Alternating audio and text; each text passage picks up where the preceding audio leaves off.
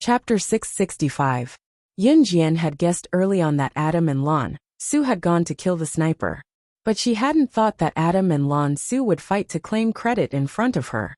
Yun Jian, that sniper was indeed killed by my darts. Lan Su didn't back down at all after hearing Adam's words. A trace of annoyance appeared on her proud and cool face. Lan Su's words were directed at Yun Jian. Seeing Lan Su's serious expression, Adam suddenly smiled. Then he looked at Lan Su, then at Yun Jian and said in a resigned tone, Fine. You killed that sniper. I'm a man, so I won't argue with a little girl like you. Adam and Emo's son followed beside Ce. Emo's son was the kind of person who would never claim credit in front of Ce, while Adam had a fiery personality and was the kind of person who would say anything. Although Lan Su had lived for thousands of years in the Yulong continent, on Earth, she looked only 16 or 17 years old. She did fit Adam's description of her as a little girl. Adam and Emo's son were both older than Ce, and were in their early 20s. Hearing Adam call her a little girl, Lan Su cast a sidelong glance at Adam. Her cold and proud face carried a trace of annoyance. Yun Jian, I don't like to walk with him. Let him go. Lan Su said directly to Yun Jian. Lan Su was from the Yulong continent. She didn't understand the ways of the world, and she didn't know how to treat people with respect. She was very straightforward with her words. Yun Jian curled her lips slightly. She was very helpless. And then she turned to look at Adam. Yun Jian didn't say anything. Hearing Lan Su's words, Adam continued to bicker with Lan Su. Hey, I'll go my way, you cross your bridge. I don't think we have any deep grudges, right?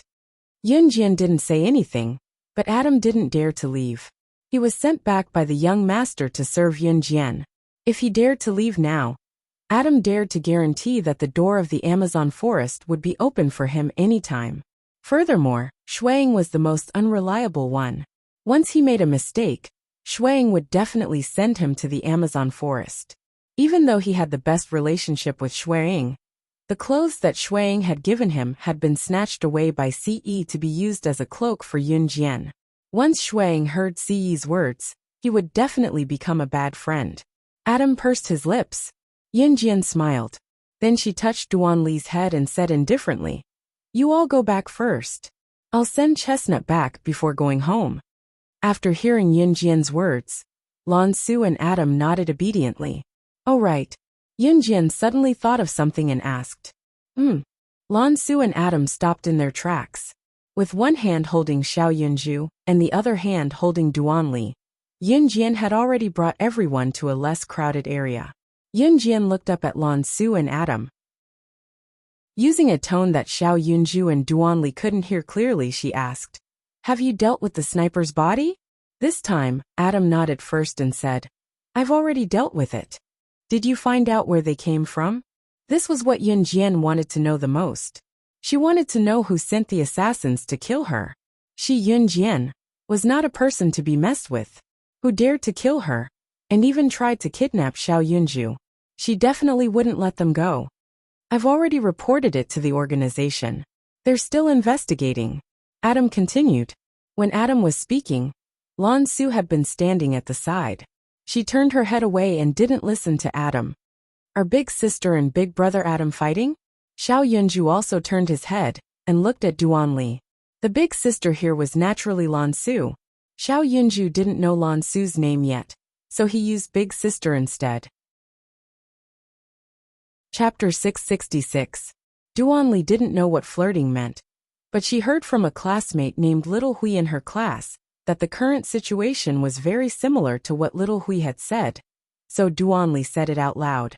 Oh, Xiao Yunju seemed to understand immediately. He pretended to be a little adult and nodded.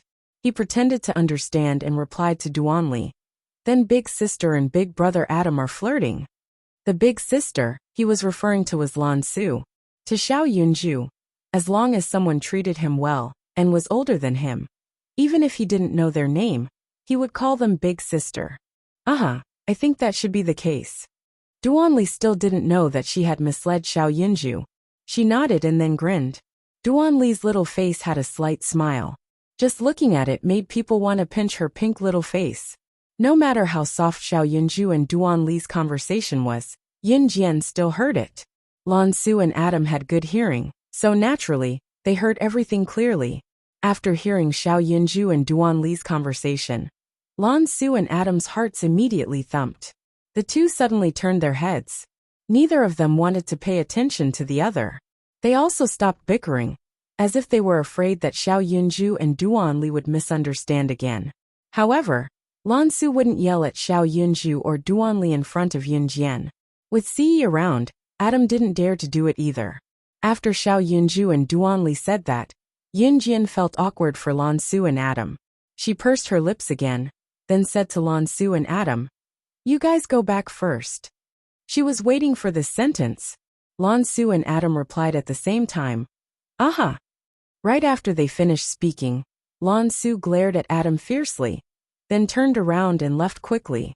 Adam didn't move either. The two of them quickly disappeared from Yin Jian's sight. "Alright, Chestnut, where do you live?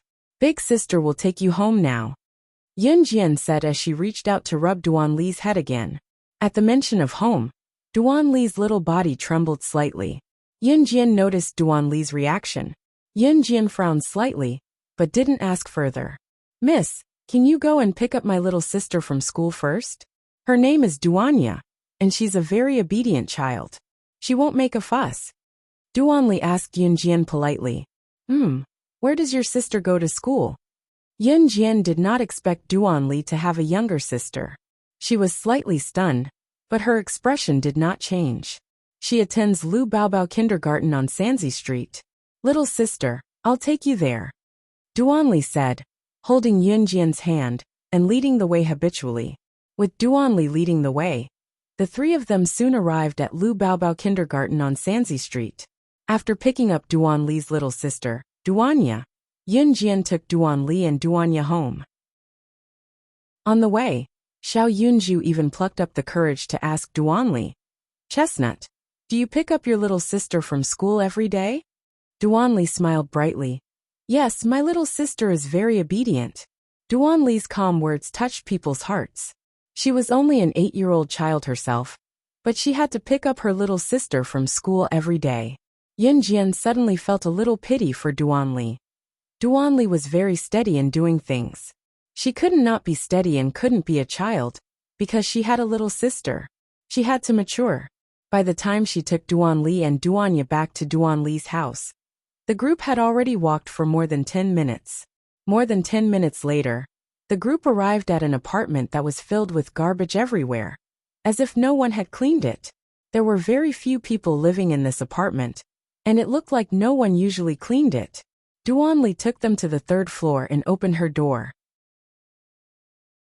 Chapter 667. Yin Jian's eyelids twitched. The first thing she saw was beer bottles all over the floor. The strong smell of beer, coupled with the rotting smell coming from inside the house, mixed together to create a strong stench. There were very few things in the house. There was only one bedroom and one living room. There was only a small table in the living room that looked like it would break at any time. Other than that, there was a low bed by the window in the living room. The blanket on the bed was very thin, especially in winter like this. When people were lying on the bed, the cold wind would blow in through the cracks in the window at night. Other than 4 to 5 bowls, chopsticks, and an old stove, there was nothing else. This was Duan Li's house. Yin Jian could tell from Duan Li's clothes that she was not a girl from a rich family. Yin Jian would never measure a person's worth with money. However, Yin Jian did not expect Duan Li's family to be so poor. In fact, Duan Li was a poor student. She was studying at Wenning Elementary School, with the help of the state's financial aid for poor students. Duan Li's sister, Duanya, was also in a similar situation. Without the financial aid from the state, Duan Li's family would not even be able to enter the school. "Miss Yunju, my dad isn't home. Come in. I'll get you a glass of water." Duan Li pulled her 6-year-old sister to the low bed by the window in the living room and let her sit on it. Then, she said to Yin Jian and Xiao Yunju. Duan Li then went to the kitchen and poured a glass of water for Yin Jian and Xiao Yunju. Yin Jian and Xiao Yunju took the water.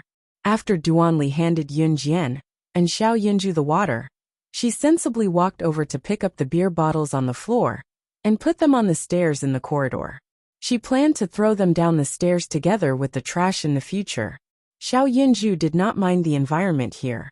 He even sat on the only bench in the house and chatted with Duan Li.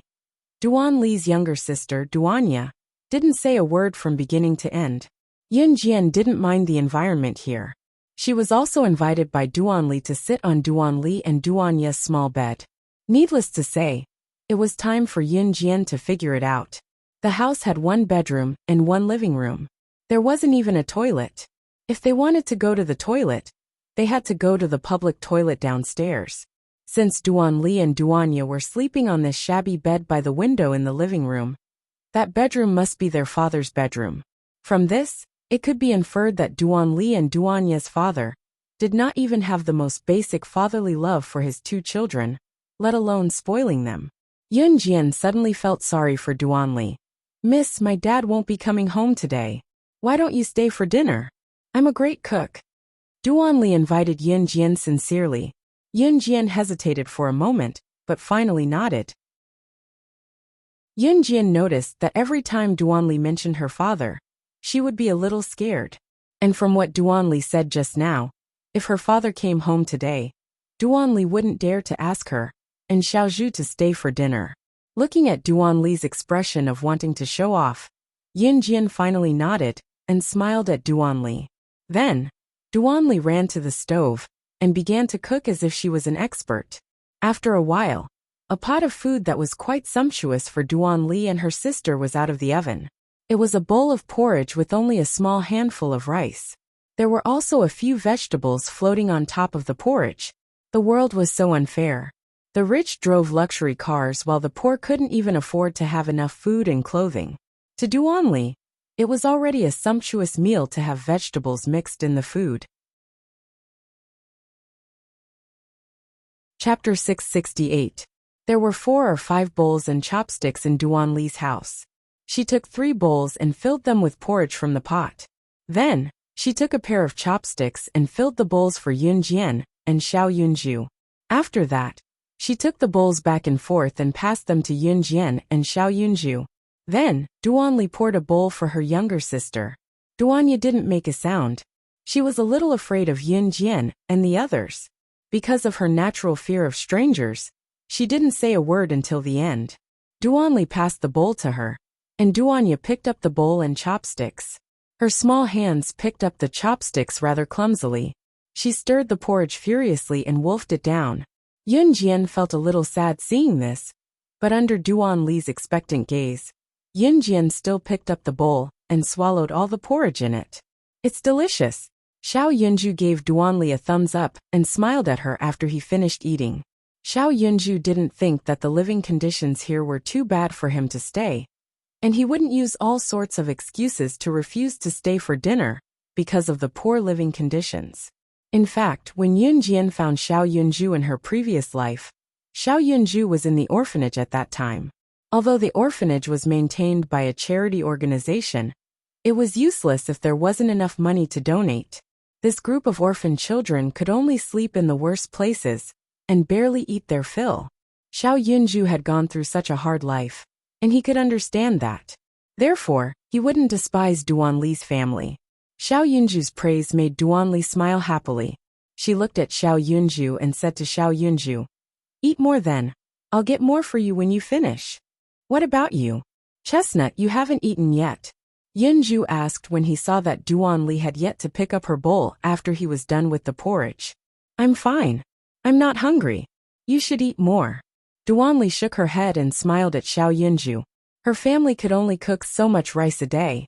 If she cooked too much and her father found out, he would beat her and her sister again and say that they were greedy. What's more, she had added the only side dish they had today, vegetables. However, she didn't add much. Duan Li knew that if their father came back and saw that there were fewer vegetables, he would definitely beat them again. "No, if you don't eat, then I won't eat either." Xiao Yunju's attitude was very firm. Duan Li was suddenly touched. She picked up Xiao Yunju's bowl and ran to get him a bowl of porridge. Then as she walked, she said, "Okay, then you can have half and I'll have half."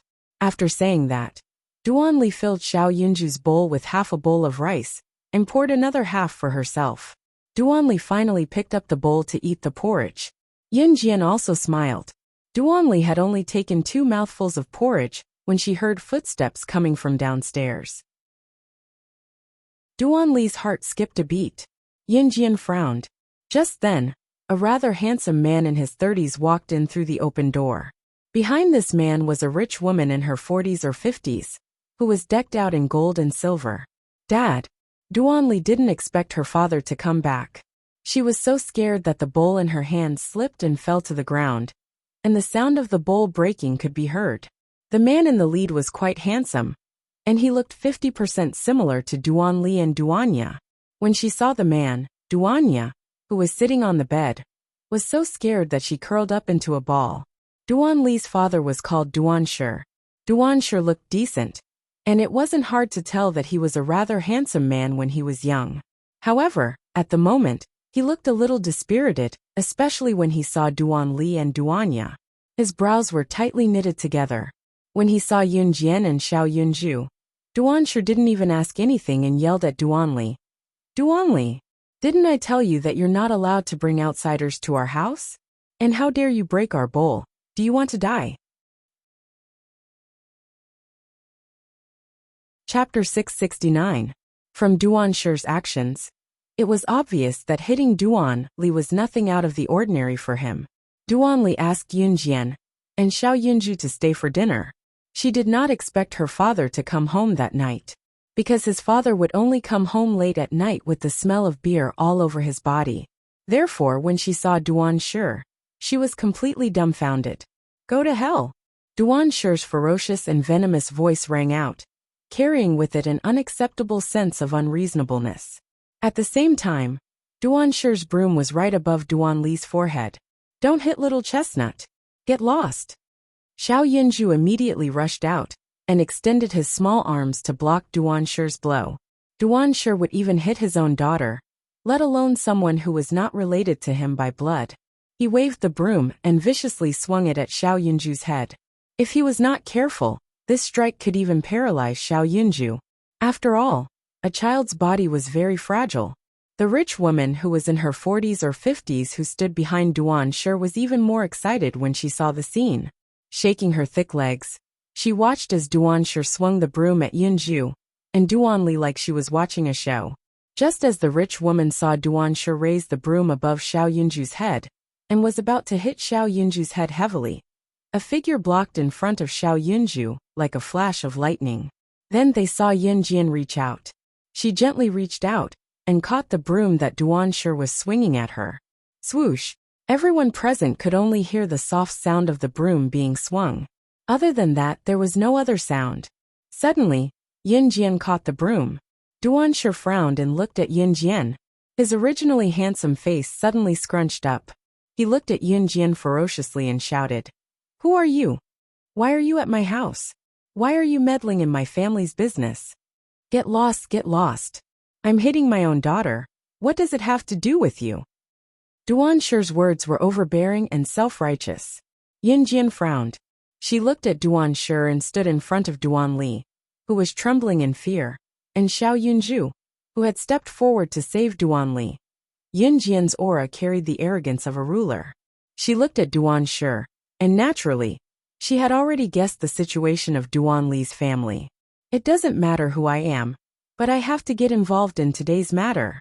Yunjian's voice rang out, causing Duanshi and the rich woman standing behind her to shiver. Of course, it was just a shiver. Her age was not enough to threaten Duanshi and the rich woman. Honey, isn't this your home? What does hitting your own daughter have to do with her? And who is she? If they come to your house, you can sue them for trespassing. The rich woman walked over and leaned against Duanshi. She used her elephant legs and fat, but to stick to Duanshi as she shouted intimately. Yunjian knew what was going on right away. This Duanshi was good-looking, but his family was so poor. If she guessed correctly, this Duanshi was probably kept by this rich woman in front of her. In this day and age, it was not necessary for a rich man to keep a woman as a mistress. As long as one was rich, a woman could still keep a man as a mistress. Mei, sit down first. I'll serve you after I've dealt with these two shameless cheese in my house. Duanshir shouted intimately at the rich woman. Then, he turned around and looked at Duanli and Duanya with a furious expression. He was indeed kept by this rich woman's husband, who was worth tens of millions. The rich woman also relied on her husband's money to keep him as a mistress. It was also because this rich woman named Shirmay came from a wealthy family that Duanshir chose to be with her even though she was ugly and was 20 to 30 years older than him. Chapter 670. Duanshir turned to look at Yun Jian after speaking to Shirmay intimately. This is my family's business. Scram. Otherwise, I'll call the police. You can wait to go to jail. Duanshir glared at Yun Jian, his tone harsh and uncourteous. Just as Duanshir finished, Shirmay fished out a newly bought phone from her bag like she was showing off and dialed 110 in front of everyone. Country Z's first 110 police station was set up in 1986. It was now 1999 and Longmen City was one of the more economically developed cities in Country Z. Therefore, a 110 police station had been set up a long time ago. After Shirmay took out her phone, she waved it in front of Yun Jian like she was showing off. Then, she used her plump hand with bright red nail polish that looked fashionable in this era to dial 110. However, she did not make the call directly. Duanshir turned to see that Shirmay had already dialed the police number. He snickered at Shirmay and turned to threaten Yun Jian again in a vicious tone. If you don't scram, we'll call the police right away. We have phones. Haha. Duanshir was full of bragging as he spoke. He felt that he was rich now that he was riding on Shirmay's coattails. Jie Yunju, leave now. Duanli was obviously afraid of Duanshir, but she walked over anyway and tugged at the corner of Yun Jian's shirt as she told Yun Jian. Scram, scram. And you two damn brats, I'll definitely kill you later. How dare you disregard my words? Duanshir scolded Yun Jian first before he spoke in a menacing tone like he was going to swallow Duanli and Duanya alive. It was not hard to imagine how Duanli and Duanya would be tortured by Duanshir if Yun Jian really left with Xiao Yunju. Yun Jian pulled Duanli into her arms without a trace. She glared at Duanshir with a sharp gaze before she let go of Duanli. I won't allow you to bully Chestnut. Xiao Yunju stood in front of Duanli and Yun Jian. He stretched out his arms and glared at Duanshir with his small black eyes. His stare was so intense that it almost bored a hole in Duanshir's body. It was a pity that Duanshir had been frightened since he was young. Xiao Yunju's threats had no effect on Duanshir. Xiao Zhu, let's go. Yun Jian let go of Duanli's hand, then grabbed Xiao Yunju's hand and walked towards the door. Sister, why? If we leave, Chestnut will be bullied. Xiao Yunju was stunned. He always thought that his sister was very powerful. Why did his sister want to leave when Chestnut was in danger? Duanshir and Shirmay, who was standing behind them with her phone in her hand, smiled contemptuously at Yun Jian. They thought that Yun Jian was frightened by them. Just as Yun Jian held Xiao Yunju's hand and walked between Duanshir and Shirmay and was about to walk out of the door, Yun Jian suddenly turned around and kicked Duanshir. The strength of this kick was so strong that it suddenly knocked Duanshir to the ground. Duanshir's face was smashed to the ground, and his front teeth were bleeding instantly. At the same time, Yun Jian strode forward. She snatched the phone from Shirmay's hand before she could react. Then, she pounced forward and kicked Shirmay to the ground with a roundhouse kick. Shirmay's plump body slammed hard against the door behind her. She was in so much pain that she almost suffocated. Duanshir and Shirmay only recovered from their shock after they were sent flying by the kick. Yun Jian wanted to leave just now because she wanted to stop Shirmay from calling 110 to call the police. She was so good at acting. More importantly, how could this 16-year-old girl have such powerful skills? Chapter 671.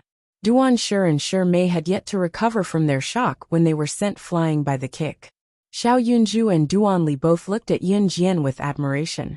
Duanshir and Shirmay were obviously terrified. Yun Jian's skills were uncanny and frightening.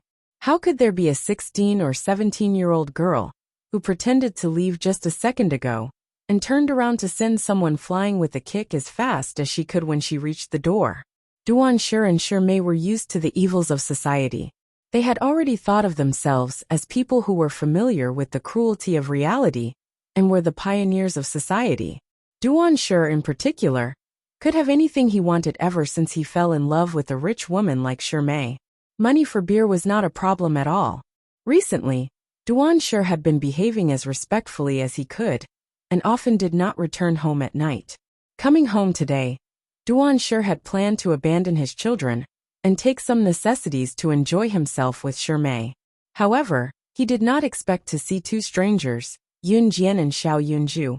As soon as he got home, Duan-shi was poor and was unwilling to go to work to earn money. He had also never raised his two children at home. It was Longmen City's government that was paying for their livelihood. Duan-shi even had to use the funds given by the government to buy beer, let alone support Duan-li and Duanya. In fact, it was only recently that Duan-shi had stopped taking the money given to his children by the government because he had fallen in love with a rich woman like Shimei. Of course, if he wanted Duan-shi to give Duan-li and Duanya living expenses, there was no way. Beep beep beep. Just as Duan-shi was sent flying and his front teeth were bleeding, and he was thinking about killing Yun Jian and his two burdens, the sound of a phone being dialed rang. Yun Jian's hand pressed the confirm button on Shimei's phone softly. Shimei's phone had already dialed 110, but she and Duan-shi had been threatening Yun Jian. Moreover, Shimei and Duan-shi only knew how to dial the number. They did not have the courage to call the police. Especially Shimei, who was now using her husband's money to support Duan-shi. If she really went to the police station to make a statement, it would definitely alarm her husband. If Shimei's husband found out about Shimei and Duan-shi's scandal, it would be difficult to deal with this matter. Moreover, not to mention taking money from Shimei's husband to give to Duan-shi. Even Shimei herself would face marriage problems with her husband. At that time, even Shimei would turn from a rich woman to a penniless one.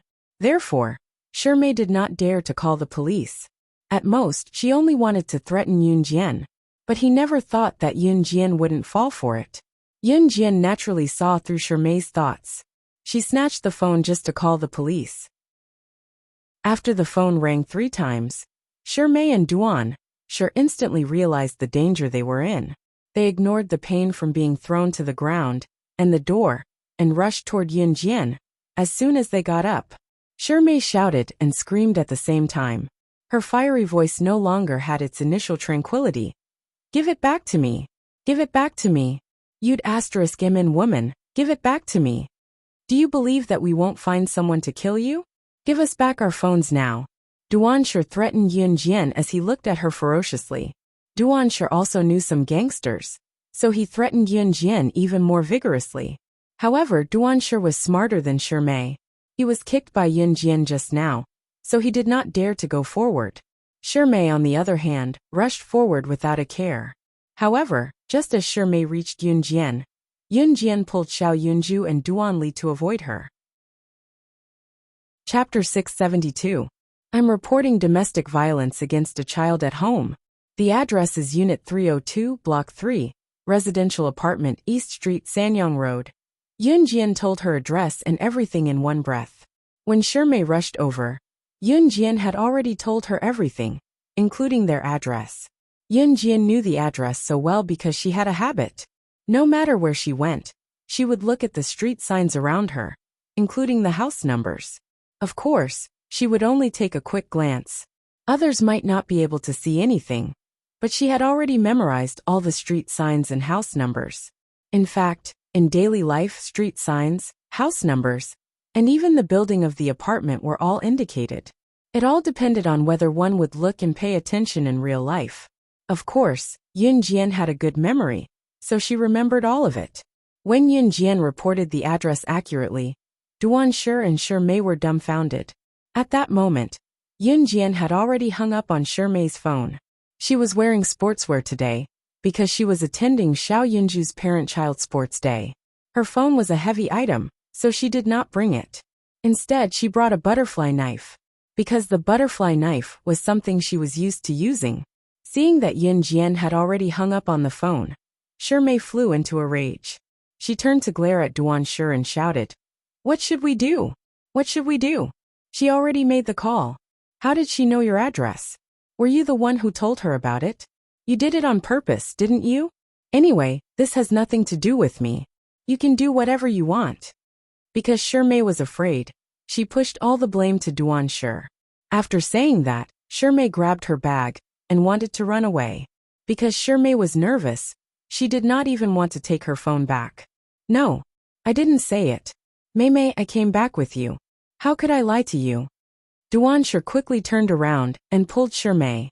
Then, Duan Shi pushed all the blame to Duan Li. Duan Shi glared at Duan Li and spoke in a fierce tone. That fierce tone did not have the slightest trace of father-daughter affection. He looked at Duan Li and roared, "Was it you who gave her my address just now? You little bitch, I'll kill you later." Not only did Duan Shi have no fatherly affection for Duan Li and Duanya, he even hated them. Usually he would hit and kick them. When he was drunk, Duan Shi would even smash a beer bottle on Duan Li's head. Duan Li had a cut on her head from the beer bottle shards, but because of her hair, no one could see it. "Father, Duan Li shrunk back in fear. She could already imagine how Duan Shi would scold and beat her. Xiao Yunju, Duan Shi, Duan Li, Duan Shi, and Duan Shimei and Duan Shi. Looking at Duan Shi, Yun Jian's right hand had been in her pocket since the beginning. *TCH. Just you wait. If I don't kill you, I'm not human. Just you wait. Duan Shi did not dare to attack Duan Li as she was protected by Yun Jian. Therefore, Duan Shi could only threaten Duan Li verbally. At that moment, Duan Shi wanted to tear Duan Li into pieces. After saying that, Duan Shi held Shimei's hand, and the two of them planned to escape. At that moment, police sirens were heard from the door. Duan Shi and Shimei's hearts tightened. Why did the police come so quickly? At that moment, 3 or 4 police officers came up the stairs. As soon as the police officers entered the stairs, Yin Jian saw a familiar face. Chapter 673. Officer Wu received a new mission not long after he finished his work at Wenning Elementary School. Someone reported domestic violence. Usually domestic violence could be mediated with the neighborhood committee first. If the mediation failed, the police would intervene. However, according to the police records, it was not the first time Duan Shi's family had been reported for domestic violence. The police had even intervened before. Duan Shi had been sent to the police station more than once. However, he was released in the end. Duan Li and Duanya were often beaten up badly by Duan Shi. Even the other owners of the apartment could not stand it anymore. Therefore, someone had already reported Duan Shi. Duan Shi had also been arrested and sent to the police station, but he was eventually released without charge. Of course, the other owners of the apartment would not watch Duan Shi for domestic violence for the sake of Duan Li and Duanya. Therefore, Duan Shi would only hit his daughters when there was no one around. Other than that, Duan Shi would only hit Duan Li and Duanya in front of others when he was drunk. Otherwise, Duan Shi would vent his anger on his daughters when he was angry. It was also because of this that Officer Wu was sent here, before he even returned to the police station after finishing his work. Moreover, it was not Officer Wu's first time here, so he was familiar with the place. However, Officer Wu did not expect to see Yun Jian right after he finished his work at Wenning Elementary School. Yun Jian was an advanced Special Forces soldier. She was Team Monarch slashing God. Therefore, Officer Wu was shocked when he saw Yun Jian. Yun Jian merely smiled at Officer Wu. Duan Shi and Shimei were already nervous. When Officer Wu greeted Yun Jian the moment he entered, they were even more shocked. Yun Jian, she knows a police officer? If that was the case, are you the one who reported the case? Just as Duan Shi and Shimei were feeling guilty, Officer Wu asked Yun Jian. Officer Wu did not even look at Duan Shi and Shimei. Yun Jian nodded slightly. We've investigated this matter many times. You're Mr. Duan, right? Officer Wu looked at Duan Shi and was not unfamiliar with him. The news of Duan Shi beating up Duan Li and Duanya had already spread throughout the apartment complex. Some of the owners could not stand it anymore. and had already called the police. The neighborhood committee had tried to persuade Duan Shi, and the police had tried to detain Duan Shi. But it was useless, because the police station did not have absolute evidence to prove the severity of Duan Shi's domestic violence. It was not enough to put Duan Shi behind bars. Duan Shi only glanced at Officer Wu and did not reply. But in reality, Officer Wu knew who Duan Shi was even without asking. Regarding your abuse of the child, Officer Wu was interrupted by Duan Shi before he could finish his sentence. Motherf *her, the child is mine. I can hit him however I want. What can you do about it? Duan Shi cursed at Officer Wu. Anyone who heard Duan Shi's inhumane words would feel a wave of displeasure well up in their hearts. Officer Wu also cursed Duan Shi in his heart. It was mainly because he didn't have any conclusive evidence to arrest Duan Shi. Otherwise, Officer Wu would have already arrested someone like Duan Shi and sent him to jail. In 1999, video recorders and audio recorders were not everywhere. At least, the owners of the apartments did not have them. Otherwise, if someone had recorded the scene of Duan Shi abusing the child, or his abuse of the child, Duan Shi would have been sent to jail long ago. Chapter 674. Did you tell her my address just now? You little b*****, I'm going to kill you both later. Dad. You'd *****. Just you wait. I won't be human if I don't kill you. Just you wait. The voice came from Yin Jian's sweatpants pocket. It was Duan Shi insulting Duan Li before Officer Wu arrived. When the recording ended, Yin Jian took out the mini recorder from her pocket. The recorder was small and Yin Jian had asked Zhang Jifan to prepare it for her. Now that New Cruise was growing in scale and had begun expanding across the country, Yin Jian planned to expand the company to other regions with its headquarters in Longmen City after some time. New Cruise's name in Country Z would be fully established. Of course, it was not something that could be done in a day, and there was no hurry. As for the recorder, Yin Jian had asked Zhang Jifan to purchase it from overseas. She knew that she would need the recorder in many ways. So Yin Jian had asked Zhang Jifan to purchase a mini recorder for her. Zhang Jifan had just gotten the recorder for Yin Jian as well. Yin Jian had brought it with her today, but she did not expect the first use of the recorder to be on Duan Shi. With the recorded conversation, Duan Shi could do nothing even if he wanted to quibble. Officer Wu had been displeased with Duan Shi for a long time. Of course, it was purely because of Duan Shi's inhumanity.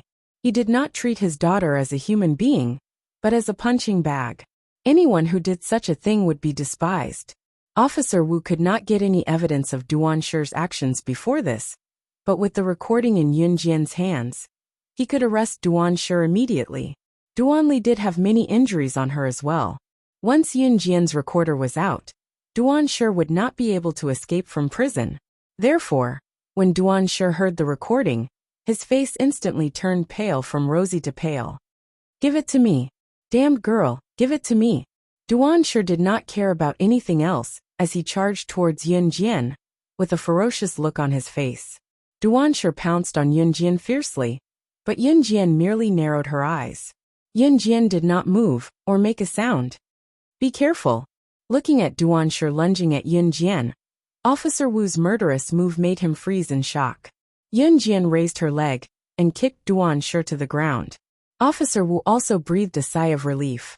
Taking advantage of the time when Duan Shi pounced on Yin Jian, Shi Mei had already disappeared without a trace. Because there were no policemen to stop Shi Mei, she ran very fast. Duan Shi was kicked to the ground, and Duan Li merely blinked her small eyes twice.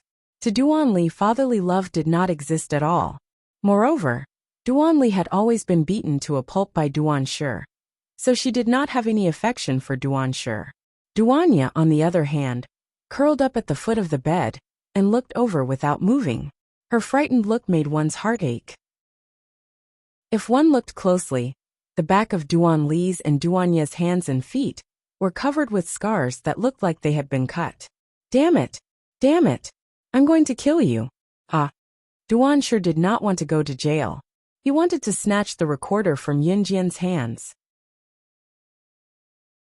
Chapter 675. Duanshir had gone mad. He had gone mad. Duanshir had been to the police station before. And everyone knew that there was no freedom in the police station. People like Duanshir yearned for freedom. If Duanshir were to stay in the police station for a week, he would not be able to endure it. Moreover, there was another main reason. How could there be alcohol in the police station? Duanshir was an alcoholic, and he would not be able to survive without alcohol.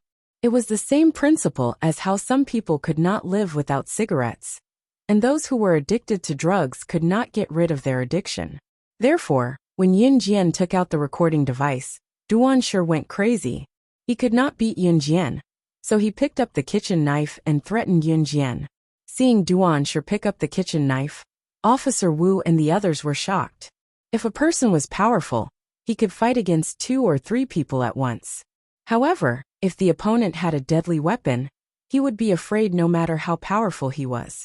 After all, this person had not been formally trained. Officer Wu and the others had not undergone formal special forces training. Therefore, when they saw Duanshir pick up the knife, they shuddered. However, Officer Wu and the other policemen took out the stun batons on their waists. The stun batons were for the police. However, Officer Wu and the others had not undergone formal training. Therefore, even with the stun batons in their hands, the sharp knife in Duanshir's hand still sent chills down their spines. Duanshir held the kitchen knife and approached Yin Jian carefully. At the same time, he threatened Yin Jian. "Give me the recording device. Give it to me. Otherwise, don't blame me for being rude." "Dad." Duanli's heart clenched. Although she was not related to Duanshir, Duanli did not want Duanshir to be in a desperate situation. Xiao Yunju had already pulled Duanli behind them. "Don't be afraid, I'll protect you." Xiao Yunju looked at Duanli and said sternly, "Mr. Duan, this is considered an assault on a police officer. Put down your weapon." Officer Wu stood in front and advised Duanshir, "Unless she gives me the recording device, I'll kill all of you." Haha. Duanshir thought that everyone present was suppressed by him, and he became more arrogant. However, in reality, Duanshir's hand was trembling as he gripped the saber. "You want this?" Yin Jian held the recording device in her hand. She shook it in front of Duanshir, and then held it in her hand. "Yes, give it to me. Give it to me." Duanshir shouted even louder when he saw the recording device. He didn't want to go to jail. He couldn't go to jail. Therefore, he had to get the recording device. "Want it? Come over and I'll give it to you." Yin Jian held the recording device. She crossed her arms and looked at Duanshir fearlessly. "I'm not going over. Throw it to me." Duanshir really thought that Yin Jian was afraid of the kitchen knife in his hand. After all, he could kill people with a kitchen knife without blinking an eye. The reason why Duanshir didn't want to go to Yin Jian's side was because he still remembered Yin Jian's strange skills. He really couldn't stop her. Duanshir firmly believed that as long as he didn't go over, Yin Jian would be afraid of him. Then, when the recording device was thrown to him, he would crush it immediately. "If you're not coming over, I'll go over." Yin Jian smiled sarcastically. Then, under the watchful eyes of Officer Wu and the other policemen, she walked toward Duanshir fearlessly. "Be careful." Although Officer Wu and the rest knew that Yin Jian was an advanced special forces soldier, they still doubted her ability when they saw Yin Jian's age. It was human nature. Seeing Yin Jian walk toward Duanshir step by step, Officer Wu and the rest felt their hearts squeeze together. Chapter 676. Seeing Yin Jian walking towards Duanshir step by step, Officer Wu and the rest were a little scared. No matter what, Yin Jian was still a young girl. Even though she was an advanced special forces soldier, Yin Jian was not holding anything in her hands at that moment. On the other hand, Duanshir was holding a kitchen knife. The person who was not holding a weapon, and the person who was holding a weapon. The person who had the weapon definitely had the upper hand. "If you come any closer, I'll kill you." Duanshir was so scared that his whole body was trembling. He retreated step by step until he could not retreat any further. Then, he stopped and pointed the knife at Yin Jian. "Didn't you want this?" Yin Jian weighed the recording device in her hand. She suddenly stopped smiling and turned to look at Duansher with her cold eyes. Duansher's eyes turned, and he stared at the recording device in Yunjian's hand. In the next second, Duansher's eyes flashed viciously. He held the knife and rushed towards Yunjian as fast as he could. Duansher held the knife in one hand and slashed it towards Yunjian from top to bottom. His other hand was quite agile, as he knew how to snatch the recording device in Yunjian's hand. "Give it to me," Duansher said ferociously.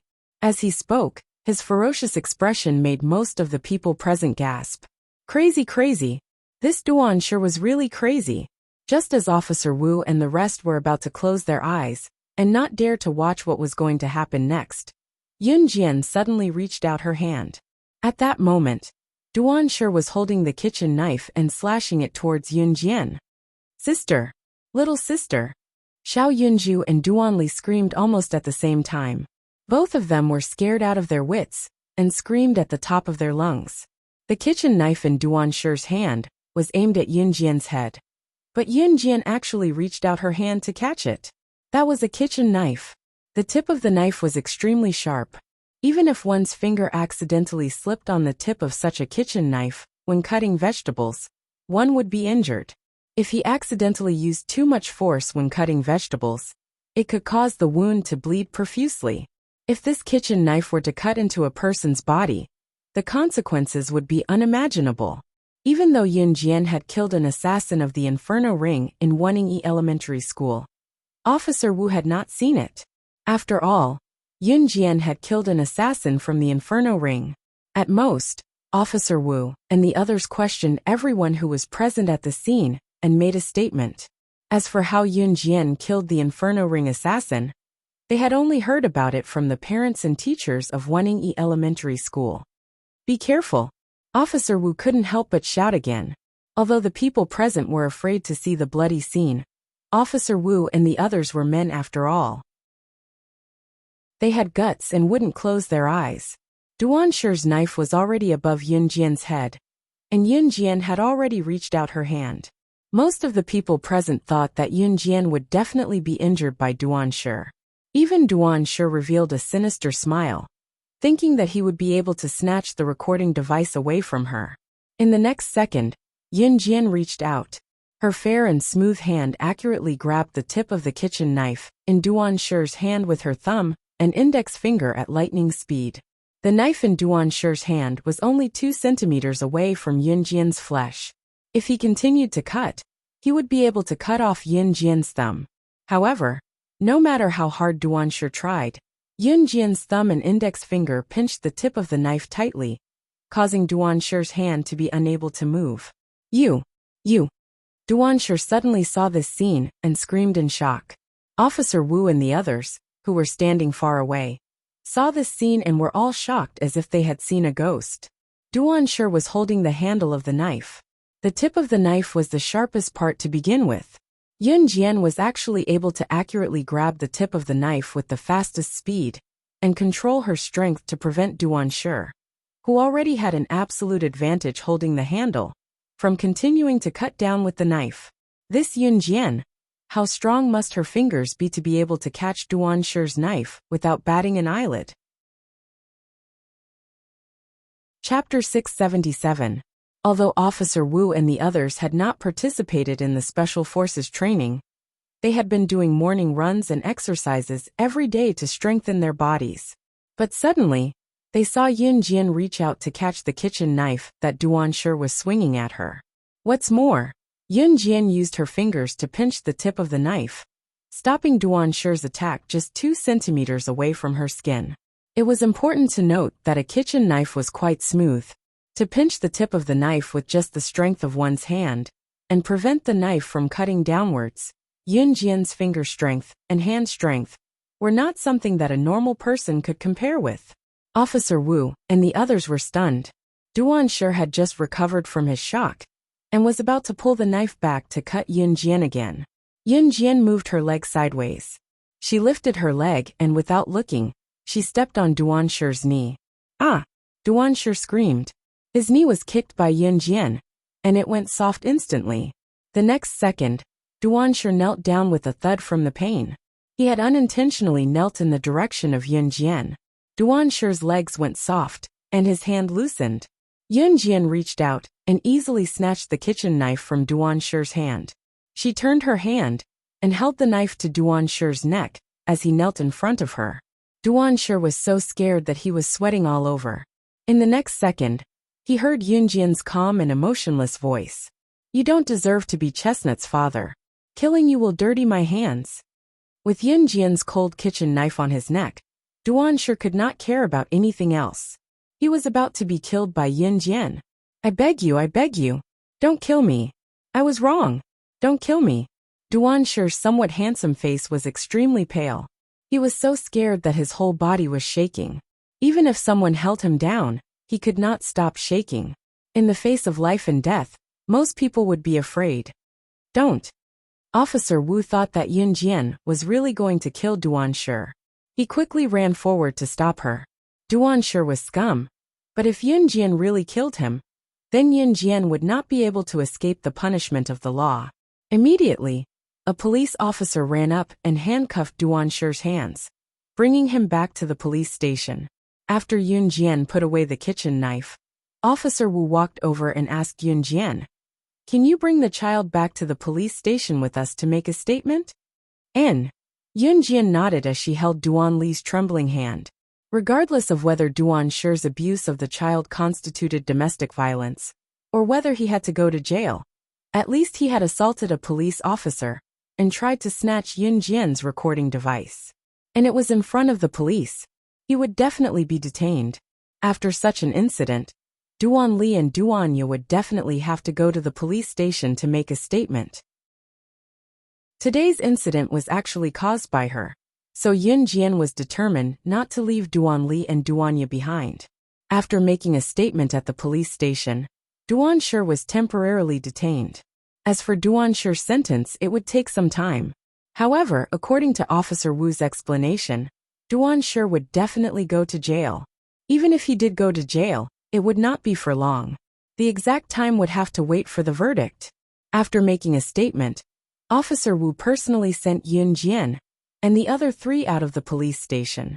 Some of the female police officers and police officers who were working at the police station saw them and took a few more glances at Yunjian. When they saw Yunjian, everyone present was a little shocked. The person who could be personally escorted out by Officer Wu was actually a young girl. At this moment, Officer Wu and Yunjian were already standing at the entrance. Regarding these 2 children, I can send them to the Children's Welfare Institute.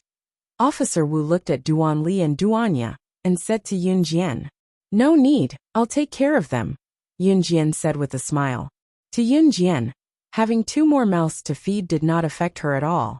The reason why Yunjian adopted Duanli and Duanya was because Xiao Yunju begged her.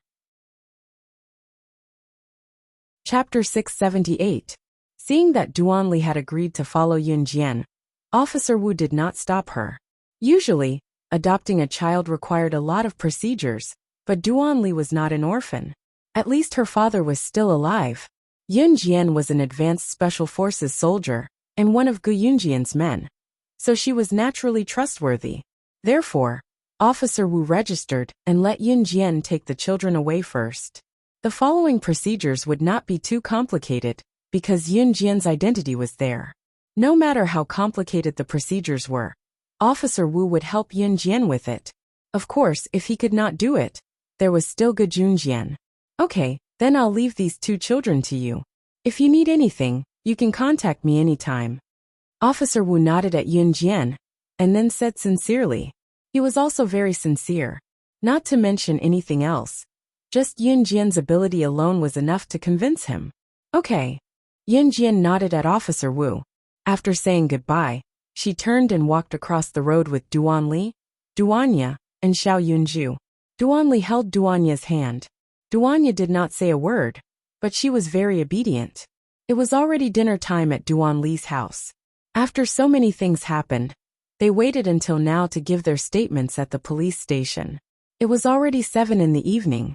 Yunjian and Xiao Yunju had some food, but Duanli did not eat anything. Duanya only ate a little bit of porridge that could not even be considered porridge. Duanli, Duanya, and Xiao Yinju were about the same age. Now that they were all growing up, children at this age needed to eat and replenish their nutrition. However, the food that Duanli and Duanya usually ate was probably not enough, let alone nutritious food. Yunjian held Duanli and Xiao Yunju while Duanli held her sister Duanya. The four of them walked across the road. Yunjian suddenly turned and asked Duanli, "Chestnut, are you hungry? I'll take you to eat." Okay. Sister, I'm hungry again. Let's go eat."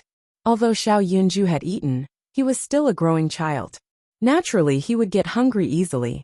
Duanli lowered her head slightly, but she still raised her head to look at Yunjian.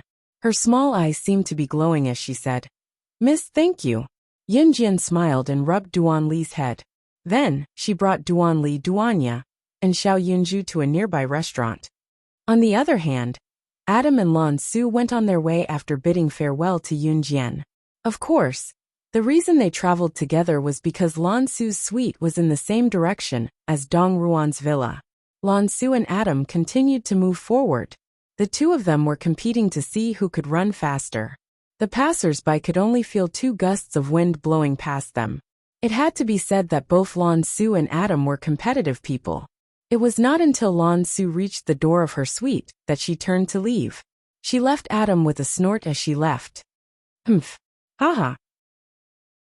Adam touched the bridge of his nose. This was the first time he had competed with a woman in a race. Moreover, their speed was on par. After laughing for a while, Adam's handsome face disappeared. He turned around and walked back to Dong Ruan's villa. Adam was staying at Dong Ruan's house as Siyi's friend. Moreover, there were many rooms in the villa. Adam had just returned to Dong Ruan's house when he met Emo's son halfway. "Who's that woman?" Mawson crossed his arms and looked at Adam from the side as he asked. "You saw her?" Adam's tall figure walked over. Chapter 679. Emoson nodded. Then he asked again, "Who's that woman?" "She works for young madam." Adam chuckled. Then, he looked at Emo's son and walked over to put his arm around Emosen's shoulder. He asked in an experienced manner, "Aren't you very free? Why are you asking this?" "Young master is back." Emo's son did not answer Adam directly. Instead, he changed the topic. "Oh." Adam nodded. He had guessed it too. Emo's son followed Siyi back to an Hun organization. Now that Emo's son was back, Siyi would naturally be back too. Let's go home." Adam could already guess that their young master must have gone to look for Yunjian again. Hence, Adam put his arm around Emosen's shoulder and walked back home like brothers. Yunjian brought Duanli and her children to a restaurant nearby. This restaurant was called Jiangxi Stir Fry. It was a famous delicacy nearby. Jiangxi's menu was suitable for the public's appetite. Of course, some people from other provinces did not eat spicy food. Jiangxi's dishes had a taste that one would never get tired of eating. Of course, everyone had their own preferences. However, Yunjian liked it very much. Yunjian could eat a little spicy food, but Xiao Yunju, Duanli and Yunjian did not eat spicy food.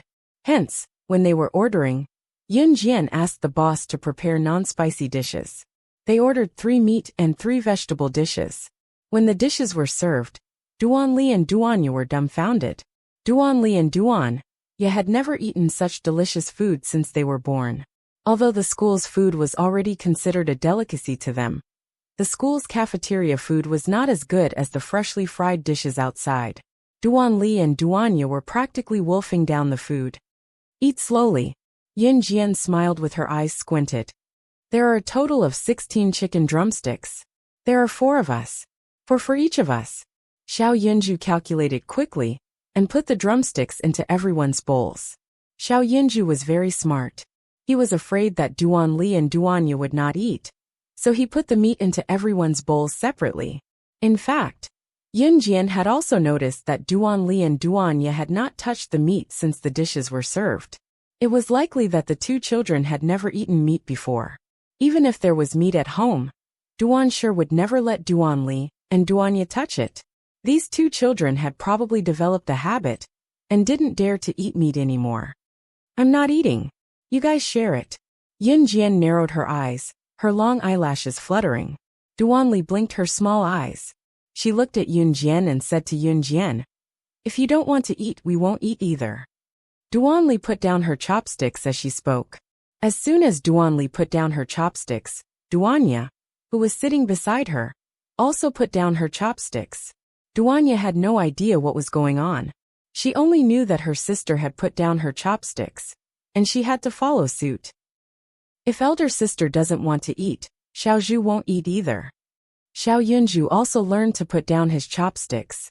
Yunjian smiled when she saw their reactions. She picked up a chicken drumstick with her chopsticks, gave it a gentle bite and swallowed it. Xiao Yunju and Duanli looked at her, and happily picked up their bowls and chopsticks to eat the chicken drumsticks in their bowls. Duanya remained silent, but she also picked up her chopsticks with her clumsy hands like Duanli. Yunjian looked at the bright smiles on the three children's faces. She subconsciously curled up the corners of her lips. She had probably never felt so warm in her previous life or this life. At that moment, Yunjian was using her chopsticks to pick up a chicken drumstick. She had just lowered her head and was about to swallow the chicken drumstick when a gentle and mellow male voice sounded beside her. "Is the drumstick good?"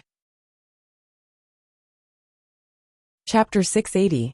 Yunjian turned to look and saw Si standing in front of her. His jet black hair accentuated his fair and handsome face, and his casual outfit made him stand out. Si was the kind of person who got more and more attractive the more you looked at him. Yunjian couldn't help but be stunned when she turned to look at him. "Do I look good?" Si walked over and rubbed Yunjian's head affectionately.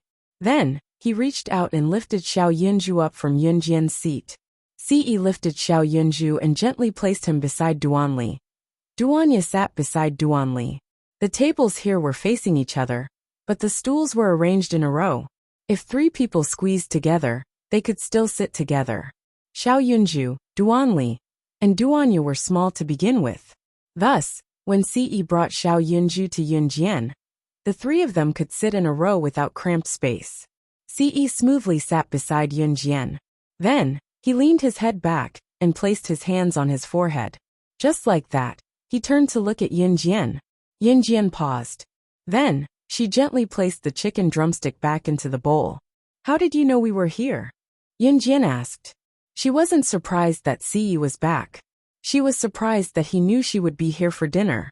Moreover, even if Adam had met Si, he wouldn't have known that she was here. This was because after Adam and Lan Su parted ways with her, something unpleasant had happened to her at Duan Li's house. "How could I not know where you are?" Si kept her in suspense. His handsome lips curved upwards. His sharp features were extremely handsome. Yunjian didn't want to get to the bottom of it. What's more, Yunjian's focus wasn't on this at all. "Oh!" Yunjian pursed her lips slightly, then picked up her chopsticks again, and picked up the drumstick. "If you don't want it, then give it to me." Si stretched out his slender and fair fingers. His fingers were well-defined, slender and beautiful. At this moment, this good-looking hand directly grasped Yunjian's jade-like hand. He pressed against Yunjian's hand, and moved the drumstick in Yunjian's hand to his face. Yunjian turned to look at Si and pursed her lips. At this moment, the chicken drumstick in Yunjian's hand had already been controlled by Si, and was being fed to him. His hand was close to hers, and her hand was holding the chopsticks. This scene was so embarrassing that it was hard to imagine. Yunju watched the scene in bewilderment, still unable to wrap his head around it. Duan Li and Duanya were watching as well. Duan Li's mouth agape. The three children had yet to recover from their shock. Si had already taken a bite of the drumstick that Yunjian had just eaten. Once he did so, he let go of Yunjian's hand. Si finished the entire drumstick in no time. He did not even spare the bones. This was the drumstick that his Xiao Jian had eaten, so it was naturally delicious. Yunjian pointed at the other three drumsticks in her bowl, and told Si, "If you're hungry, these are all for you." "I'm full." Si tilted his head to look at her, the indulgence in his gaze clear. "Chestnut, this is my Si Gij. Isn't he good-looking?" Xiao Yunju quickly introduced Si to Duanli when he snapped out of it. "Amen."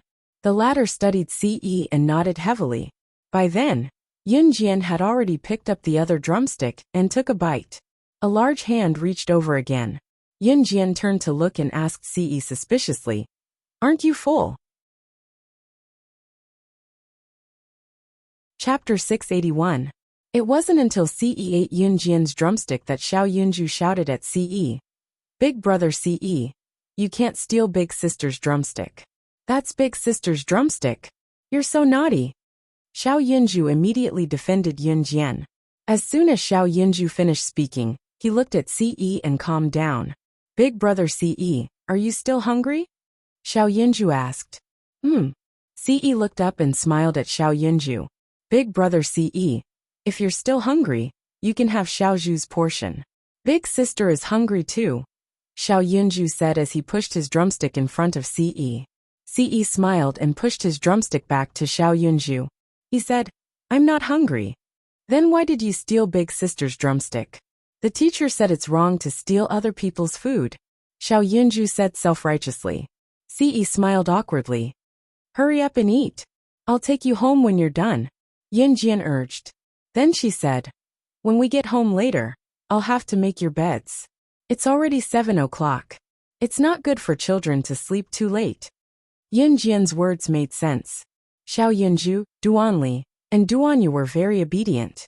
Later, Xiao Yunju and Duanli even competed to see who could finish their food first. The two children were having a lot of fun. Duanli had never played so happily in her life. Therefore, she kept a smile on her face, as if she wanted to vent all the happiness in her life. "Big sister, big brother Ce, I'm done." Xiao Yunju was the first to look up. "Me too." A bright and satisfied smile bloomed on Duanli's delicate face. Ce went to the counter to settle the bill, and brought the three children out of Jiangxi restaurant with Yunjian. When they got home, Qin Yiru and her brother Yun Yi, who had just rushed back from Qin Yu's house, Yunjian told them about Duanli and Duanya. Now that Qin Yiru and Yun Yi knew that Longmen City's new cruise was owned by Yunjian, they did not object to Yun's adoption of Duanli and Duanya. On Duanli and Duanli and Duanya. S and Duanlis and Duanyas and Duanya. In the end, Duanli, Duanya, and Yunju addressed Qin Yiru as Mama Qin. Qin Yiru was a kind person. Of course, kindness and adoption depended on the occasion. If it was when their family was poor, perhaps Qin Yiru would not adopt another child after adopting Xiao Yunju. After all, if their family was so poor that they did not have enough food, they would not be able to survive if they had a few more mouths to feed. Qin Yiru was not a good person either. Now that their family's condition was improving because of Yunjian, Qin Yiru was more than happy to adopt Duanli and Duanya. Yunyi welcomed the children as well, but Yunyi only went downstairs to show her face before going back upstairs. "Brother," Yunjian called out to Yunyi. Yunyi had just returned from Qin Yu's hometown today. "Xiaojian, what's up?" Yunyi asked in return. "Brother, why are you going upstairs so early? Aren't you going to play a little longer downstairs?" Yunjian asked. Yunyi blushed suddenly before he answered Yunjian quickly. "I'm catching up on my homework. School starts tomorrow." "Xiaojian, I'll go upstairs first." Yunyi went upstairs as he spoke. Staying at Qin Yu's house, Yunyi did not feel like going home anymore. It was only on the last day that Yunyi returned to Longmen City. Chapter 682. Yunyi had always been an obedient student. Be it at home or in school, Yunyi had always completed her homework on time. When Yunjian first heard that Yunyi had not completed her homework, she was stunned. Yunjian was excellent in her studies, but she was often the one who did not complete her homework. Yunjian basically never did the homework assigned by school. Yunjian would start school tomorrow, but to Yunjian, homework did not exist. It was different for Yunyi. If Yunjian believed that Yunyi did not do her homework, it would be more unacceptable than the sky falling down. After all, Yunyi's hard work was witnessed by everyone. Back then, Yunyi had gotten into DE Senior High School from Xinjiangjin Junior High based on her own abilities. It was not without her hard work. A trip to Qin Yu's house, and Yunyi did not even do her homework. This was unheard of. Yunjian's lips twitched, but she did not say anything. "Xiaojian, have you guys eaten? Look at how skinny these kids are. Why don't I make you guys something to eat? Chin Yiru said as she headed to the kitchen. Mama Chin, we've eaten. We're full. Jejia brought us there. Xiao Yunju told Chin Yiru, as she patted her tiny tummy that was devoid of any excess fat. Chin Yiru smiled at that. A life like this was something that Chin Yiru could only come by luck, so Chin Yiru was content. After they were done tidying up the girls' rooms, the group went to bed. Duan Li and Duanya were still young, and Duanya would be scared to sleep alone, so Duan Li and Duanya slept in the same room. After Duan Li, Duanya and Xiao Yunju fell asleep, Yun Jian went back to her room to sleep as well. Ce pulled Yun Jian to his room right in front of Chin Yiru. Knowing that Ce would not do anything, Yun Jian did not argue. Once they were in Ce's room, Ce hugged her out of habit. Are you okay this afternoon? Ce's muffled voice came from the top of her head. Yun Jian had planned to sleep, but when she heard Ce's question, she snuggled into Ce's arms and answered, I'm fine. I just don't know who those people are. Ce was asking about what happened at Xiao Yunju's school in the afternoon. Someone was trying to assassinate Yun Jian. Ce's heart skipped a beat when he heard the news. Although Ce knew that Yun Jian would be fine, it was still a big deal to him. It's the Inferno ring. It should be Tai Jingang's gang. I'll handle it, Ce told Yun Jian, as he sniffed the lingering fragrance in her hair. Yun Jian fell asleep quickly in Ce's warm embrace. The next day, Yun Jian woke up in Ce's arms.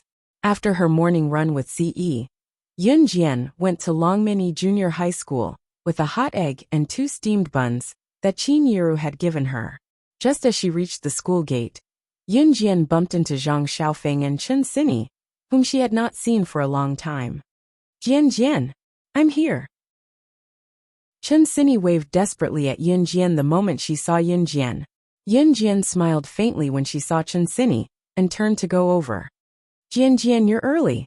Chen Xini hooked her arm around Yun Jian's hand affectionately when she came over, leaving Zhang Xiaofeng alone. Hey, that's my master. Zhang Xiaofeng chased after her when he snapped out of it. Chapter 683. Yun Jian followed Chen Xini and Zhang Xiaofeng from the school gate to the school building. The winter break had been going on for more than 20 days. When they first arrived at school, they bumped into familiar faces that they could not remember. They would often bump into students from other classes in school, but they did not know each other's names. This was a common occurrence in a student's life. Students from different classes would often bump into each other when they went to the washroom. However, after 3 years of middle school, they might not even know each other's names. Yun Jian and the rest had just arrived at the school building when a handsome boy walked towards them. Hi, you guys are here so early. Ling Yichen waved as he walked towards Yun Jian and the rest. When they first met, Yun Jian did not have a good impression of Ling Yichen. However, after spending some time together, Yun Jian did not hate Lin Yichen that much. Zhang Xiaofeng and Chen Xini's opinion of Lin Yichen had also improved significantly. Go! Didn't you come earlier than us? Chen Xini waved at Ling Yichen, as if she wanted to chase Lin Yichen away. Hee. Ling Yichen rubbed his head, a little embarrassed. Chen Xini continued to hold Yun Jian's hand and ran ahead. Ling Yichen used to be a playboy in school. He had the potential to hook up with girls, and was more diligent in changing girls than changing clothes. However, ever since he started hanging out with Yun Jian and the rest, Ling Yichen had never had a girlfriend again. Hey, you three, wait for me. Ling Yichen reached out and hooked his chin domineeringly. Then, he suddenly realized that Zhang Xiaofeng had already chased after Yun Jian and Chen Xini. He quickly shouted and chased after them. I'm not waiting, so I'm not waiting. Humph. Chen Xini turned around and made a funny face at Ling Yichen. She giggled and pulled Yun Jian even faster.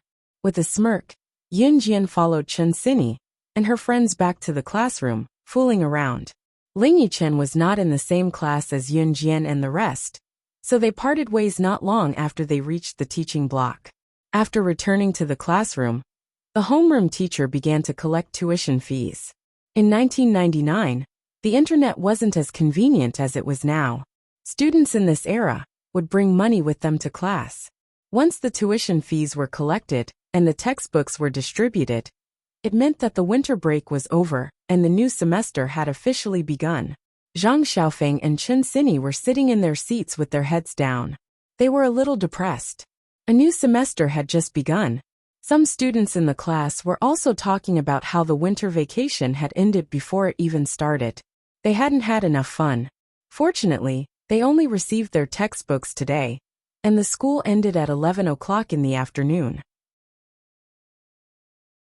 The school would only officially start the next day, so the teachers did not plan to keep the students until the evening. After class in the afternoon, Zhang Xiaofeng was the most excited.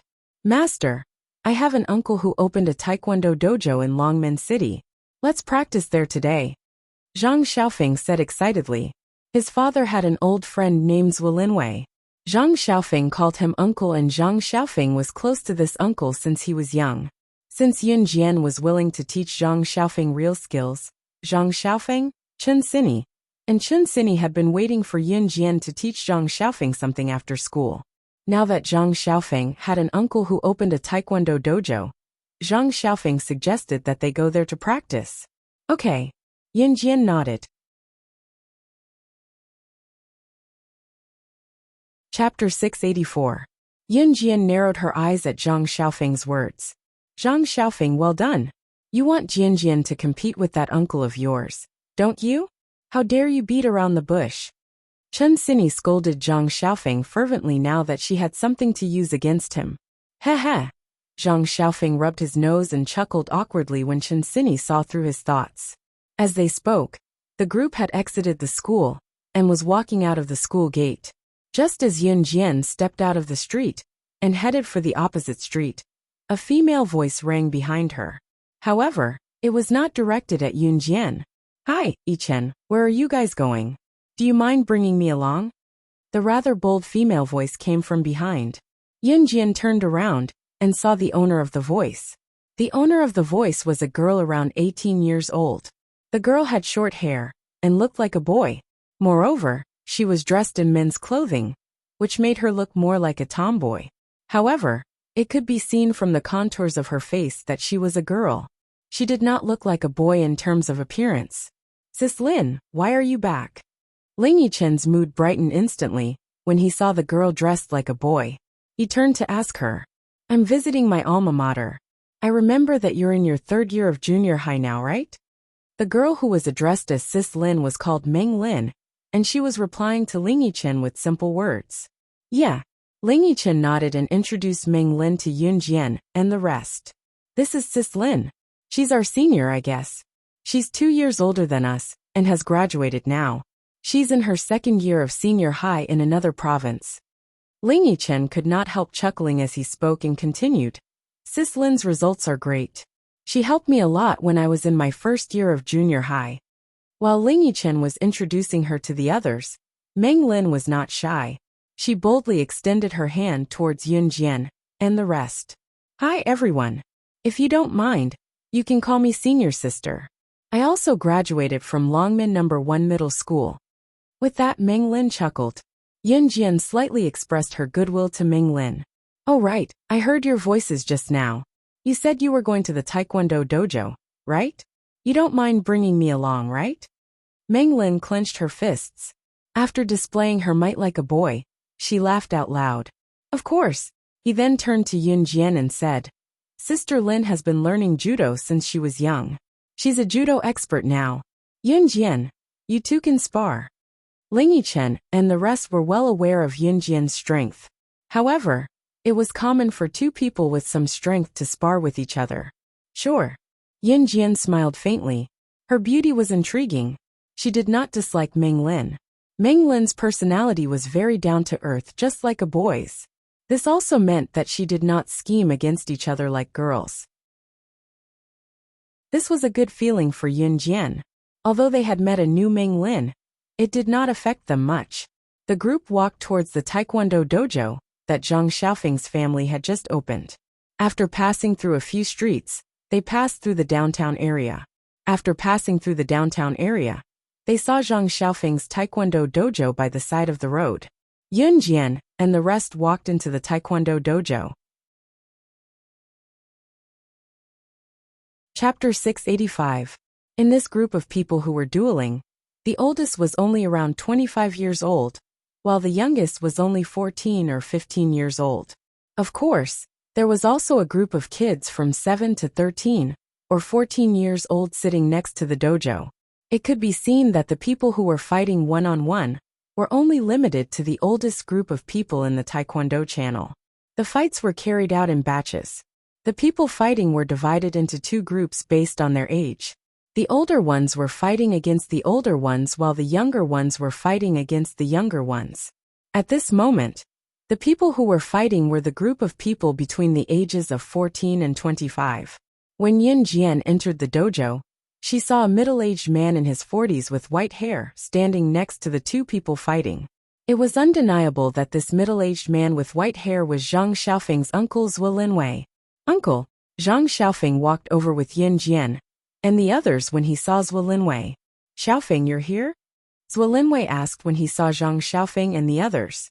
Zhuo Linwei's dojo had only been open for a short time. It could be considered a new dojo. In fact, Zhuo Linwei was an international retired mercenary. It was no longer a secret that he was one of the best in the world. Because of his experience as a mercenary and Zhuo Linwei's own skills, he had a good grasp of Taekwondo. Therefore, when the dojo opened for business, people immediately signed up to learn it. In just a few days, the dojo was almost full. "These are my friends." Zhang Xiaofeng pointed at Yin Jian and the others. His finger stopped at Yin Jian, and he introduced her to Zhuo Linwei. "Uncle, this is my master Yin Jian. I've told you about her before. She's amazing." Zhang Xiaofeng's introduction made Zhuo Linwei take a closer look at Yin Jian. Yin Jian was also looking at Zhuo Linwei when she was being sized up. Zhuo Linwei had a kind of wild aura. At the same time, his rough appearance was hard to forget. Zhuo Linwei also had a special difference. He had a long black beard on his mouth, which was deliberately left there. That long beard added to Zhuo Linwei's mysteriousness, as well as his powerful strength. Yin Jian narrowed her eyes. The first time she saw Zhuo Linwei, her intuition told her that he was not simple. "Hello." Yin Jian nodded at Zhuo Linwei. Good. Little friend, nice to meet you." Zhuo Linwei hurriedly replied. "Uncle, my master is very powerful. Why don't you two spar?" Zhang Xiaofeng praised Yin Jian again. He couldn't wait to see Yin Jian compete with his uncle Zhuo Linwei.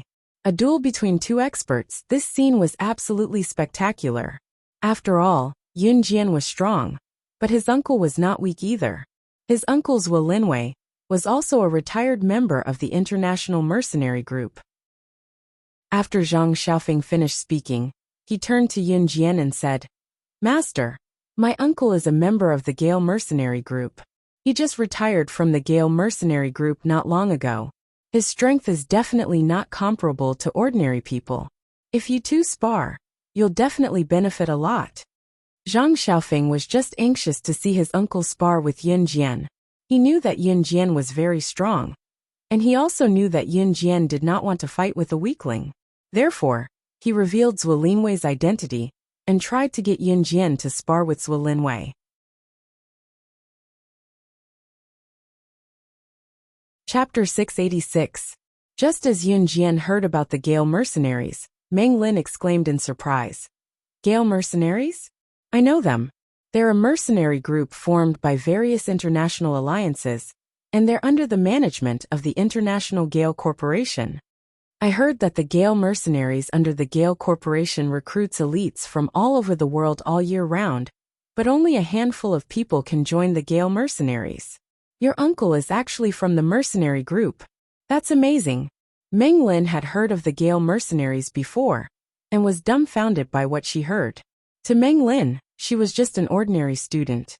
Even though she had learned judo, and was considered a judo expert, she was still intimidated by an international mercenary group, like the Gale mercenaries.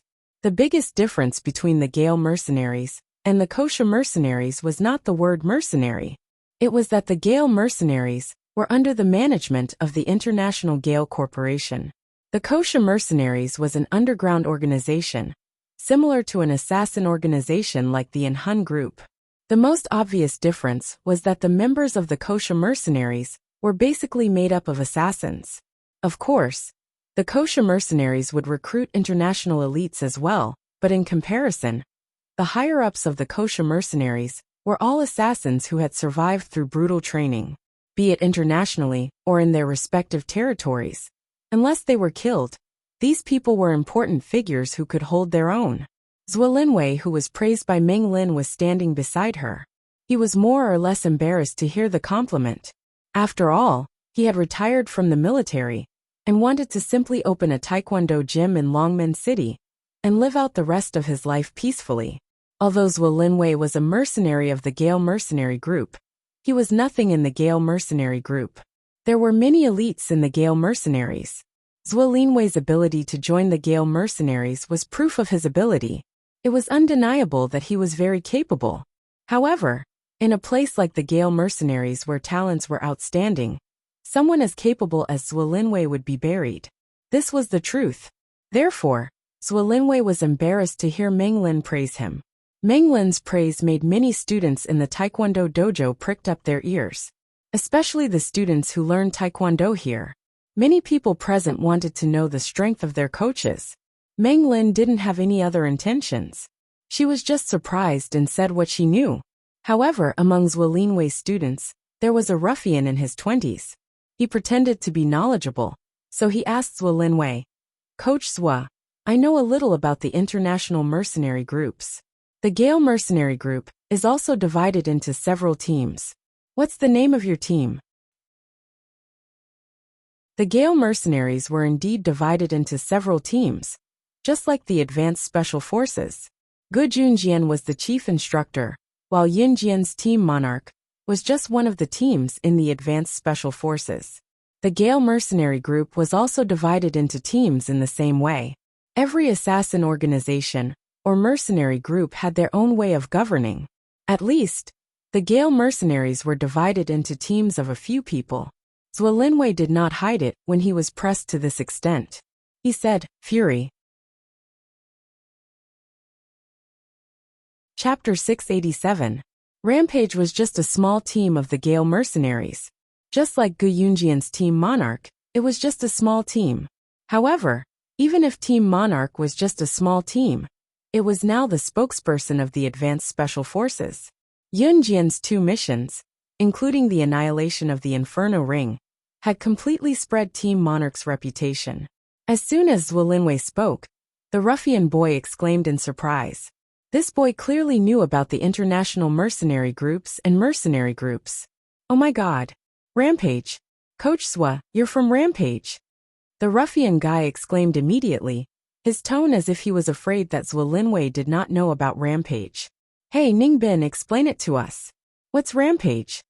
Some of the guys around him were interested and asked quickly. After all, not everyone knew about the Gale mercenaries. Perhaps everyone knew what a mercenary group was. But if it was a mercenary group with a precise name like the Gale mercenaries, most of them would not know about it. "Hey, you guys don't know about it?" Since there were girls around, especially Yun Jian and Chen Sini, the ruffian guy called Ningbin kept them in suspense and sneered. "Nonsense, tell us if you want to." Some of the guys around could not stand Ningbin, so they shouted. Ningbin was keeping them in suspense, thinking that it was very obvious and impressive that he was pretending to be knowledgeable in front of the girls. However, the other guys were naturally displeased when they saw Ningbin showing off in front of the girls. Being urged, Ningbin said proudly, "Hey, there are only 120 people in Rampage, but I heard that among these 120 people, the top 20 are all on the international rankings. Hackers, assassins, secret agents. Although they're not particularly high on the rankings, they're all kings of the elites." Ningbin's boast caused many people present to gasp. Ningbin, on the other hand, thought that he was impressive. He turned to look at Zhuo Linwei and exclaimed, "Coach Zhuo, you're really from Rampage? That's unbelievable." "I'm just one of the weakest in Rampage," Zhuo Linwei said. At this point, Zhuo Linwei smiled awkwardly. It was obvious that he was not bluffing. "You're amazing too." Ningbin flattered Zhuo Linwei. From the beginning until now, Ningbin's attitude towards Zhuo Linwei had changed drastically. Everyone present shifted their gazes to Zhuo Linwei and started talking among themselves. Zhuo Linwei, on the other hand, Just as they were talking, Yun Jian's melodious voice was heard. The Gale Mercenaries Group. As she spoke, she turned to Zhuolinwei and asked, "Since you're from Rampage, you should know Cotton, don't you? How's he doing now?" Cotton was a top figure in the Gale Mercenary Group. He was one of the top 3 hackers in the international hacker rankings. At the same time, his strength was also widely acknowledged. Yun Jian had interacted with Cotton in her past life. Due to their dealings in firearms, they had been friends for some time. Therefore, when she heard about the Gale Mercenaries Group, she naturally asked. When Zhuolinwei heard Yun Jian's words, he shouted in surprise, "You know Commander Cotton?" Chapter 688. Zhuolinwei's gaze shifted from the others to Yun Jian. His eyes widened as he stared at Yun Jian in disbelief. In the Gale Mercenaries, Cotton's position was equivalent to the leader of the Gale Mercenaries. The Gale Mercenaries and the Kosha Mercenaries had different names. The boss of the Kosha Mercenaries was equivalent to the leader of the Gale Mercenaries. However, the Gale Mercenaries were formed by mercenaries from all over the world. The leader of the Gale Mercenaries was not as important as the boss of the Kosha Mercenaries. For the Kosha Mercenaries, as long as it was the boss of the Kosha Mercenaries, they would do whatever the boss said.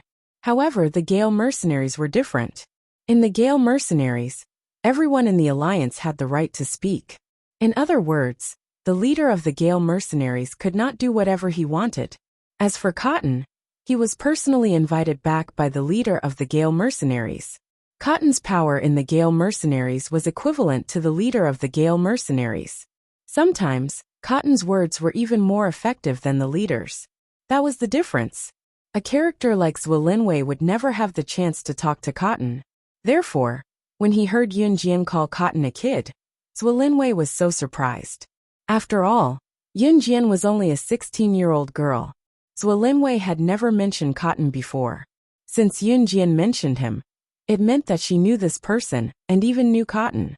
Seeing Zhuolinwei so surprised, everyone present was stunned. Who was Cotton? Who was the leader of the Gale Mercenaries? If Zhuolinwei, who had retired from the Gale Mercenaries, was so surprised, then this person was definitely not simple. For a moment, everyone present turned to look at Yun Jian. Who is Cotton? Ningbin suddenly felt that Yun Jian had stolen his limelight. Although he was unhappy, Ningbin would not insult in front of Yun Jian. There was no other reason, except that Ningbin pretended to know a lot in front of Yun Jian. If it weren't for the 2 girls, Yun Jian and Chen Sini, he probably wouldn't even bother to say anything one-sided. Yun Jian and Chen Sini were both good-looking. In comparison, Yun Jian was prettier, so Ningbin had long taken a fancy to her and wanted to show off himself. Ningbin's question was actually directed at Yun Jian. However, Yun Jian didn't even look at Ningbin. She looked at Zhuolinwei and answered his question. "Yes, I do." Not only did they know each other, but when Yun Jian first entered the hacker world, Cotton could be considered her elder. In the end, in less than 2 months, she cracked the broken program in Cotton's hands and made a mess of it. Cotton had to pay a huge price for it. He lost $1 billion. Of course, $1 billion was nothing to Cotton. Cotton wasn't angry. Later on, Yun Jian worked with Cotton on a batch of firearms business. Of course, the time they spent together was only a few days. Yun Jian knew a lot of people, and Cotton was just one of them. Yun Jian's simple sentence stunned Zhuolinwei. Even as a member of the Gale Mercenary Group, he didn't have the ability to meet Cotton. But Yun Jian actually knew Cotton? Ningbin, who was standing at the side, was very unhappy with the feeling of being ignored. He patiently asked Yun Jian, "Little beauty, who is Cotton? Can you tell me?" As soon as Ningbin finished speaking, Zhuolinwei answered for Yun Jian. "Cotton is the leader of our Gale Mercenary Group. His position is even higher than our leader. A small character like me doesn't even have the right to meet him."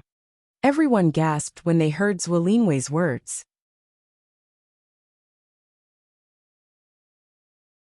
Chapter 689. Zhuolinwei looked at Yun Jian in surprise. He took 2 deep breaths and asked, "Young friend, may I ask who you are?" The word yes was delayed for a long time. It was enough to show Zhuolinwei's surprise. Hearing Zhuolinwei's words, everyone present stared at Yunjian, as if they wanted to stare a big hole in Yunjian's body. Yunjian just gently pursed her lips. Her delicate and perfect little face quickly revealed a bright smile. She answered Zhuolinwei. My name is Yunjian. Didn't Zhang Xiaofeng mention it before? Yunjian's words made Zhuolinwei frown. Of course, Zhuolinwei didn't intend to hear Yunjian's true identity from her. After all, there were so many people present. Even if Yunjian wanted to say it, she couldn't say it in front of so many people. Of course, after Yunjian said it, many people present felt that it was meaningless. TSK, who does she think she is? I think she's just bragging. A boy couldn't help but shout. Bragging, bragging, bragging my ass. If you don't have the ability, why don't you brag for me too? When Zhang Xiaofeng heard it, he quickly jumped out to speak for Yunjian. At the same time, he fiercely scolded the boy. That boy was scared by Zhang Xiaofeng's aggressive words. Of course, perhaps because he knew the relationship between Zhang Xiaofeng and Zhuolinwei. The boy who scolded Yunjian just now didn't dare to say anything. Hee, I didn't expect you to be so pleasing to the eye. When Chen Sini saw Zhang Xiaofeng speaking for Yunjian, she couldn't help but praise Zhang Xiaofeng. Better than you. Zhang Xiaofeng and Chen Sini bickered. Then he ran over to Yunjian. Cough, cough. Zhuolinwei coughed softly, forced to look at Yunjian squarely. At this moment, Zhuolinwei really wanted to spar with Yunjian. Yichen, your friends are really interesting. Meng Lin also stepped forward and said. Then, she reached out her hand to stroke her short hair. Like a boy, she extended her hand to Yunjian and said, Beauty, you don't mind being friends with me, right? Let's get to know each other again. My name is Meng Lin. I'm your senior from 2 years ago. Meng Lin reached out to Yunjian boldly. Everyone liked to make friends with the strong, and Meng Lin was no exception. Yunjian narrowed her eyes at the same time, and reached out her hand. Yunjian. Yunjian stretched out her hand, and repeated her name to Meng Lin. It could be considered that she intended to befriend Meng Lin. To be honest, Yunjian quite liked bold and manly women like Meng Lin. From the beginning, Yunjian had a good impression of Meng Lin. Hey, are you guys done talking? Xiaofeng said that you're very strong. If it's convenient, why don't you spar with me? Zhuolinwei liked to spar. To him, challenging the strong was also one of life's greatest pleasures. Therefore, he extended his hand to Yunjian to express his thoughts. That's right. Master, why don't you spar with my uncle? Besides, everyone wants to see what you're capable of, right? Zhang Xiaofeng did not forget his initial goal. He quickly spoke to Yunjian, with a hint of pleading in his tone. As soon as Zhang Xiaofeng spoke, most of the people present agreed. Indeed, most of the people present wanted to see Yunjian's strength. After all, to most of them, they were waiting for a good show.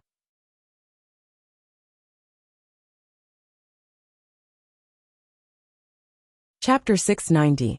The questions from before, including Gale mercenaries and Yunjian's acquaintance with cotton, were quickly tossed to the back of everyone's mind. At this moment, there was only one thing that everyone present was interested in. Yunjian was going to fight Coach Zhuolinwei one-on-one. The students in the Taekwondo dojo were especially excited at this moment. One of them was the coach of the Taekwondo dojo, a former mercenary of the International Fierce Wind Mercenary Group, who had just retired from the army. The other one was an underage girl, who knew a big shot that even Zhuolinwei, a mercenary, was afraid of. What's more, Zhang Xiaofeng had always praised Yunjian, so everyone present was eager to see how powerful Yunjian was. Compared with Coach Zhuolinwei, who was more powerful, Yunjian or Zhuolinwei? Yunjian, come on! Hearing that Yunjian was going to fight Zhuolinwei one-on-one, Meng Lin, who had just become friends with Yunjian, stretched out her right hand, and made a gesture of encouragement to Yunjian. Okay, Yunjian replied calmly, but there was a glimmer of light in her eyes. Come on! Zhuolinwei also stretched out his hand and signaled Yunjian, and at the same time, he announced loudly. Yunjian's eyes flashed, and she curled her lips. Then she walked towards the place where the students were fighting one-on-one. There was a simple arena on the ground. Master, come on! Master, come on! Master will win. When Yun Jian walked to the opposite side of Zhuo Linwei, and they looked at each other, Zhang Xiaofeng's desperate shout was heard. The people present were automatically divided into two groups. Of course, the group of students who were training in Zhuo Linwei's Taekwondo dojo naturally cheered for Zhuo Linwei. However, the one who shouted the loudest was undoubtedly Zhang Xiaofeng. Zhang Xiaofeng was shouting with all his strength. Brat, uncle has also treated you well. You're not cheering for me and you're cheering for her. Even if it's just for show, you're too cruel to uncle's heart. Zhuo Linwei and Yun Jian stood facing each other. At this moment he couldn't help but tease Zhang Xiaofeng. His tone was even joking. Hey! Zhang Xiaofeng stuck his tongue out awkwardly, but he did not stop cheering for Yun Jian. Then let's begin. Zhuo Linwei changed his joking tone, and turned to look at Yun Jian. When he spoke, there was a trace of seriousness and seriousness. Let me make it clear in advance, little friend. I won't go easy on you, so you can't go easy on me either. Show me what you've got. Let's compete fairly, regardless of whether you lose or I lose. This is just a friendly duel. Zhuo Linwei said. It had to be said that Zhuo Linwei was quite far-sighted. After all, some people would lose their dignity if they lost a duel. After the duel, they would cry and shout that they were going to die. They would even treat the opponent who defeated them as an enemy. It wasn't like Yun Jian had never encountered this kind of situation. It had happened a few times before.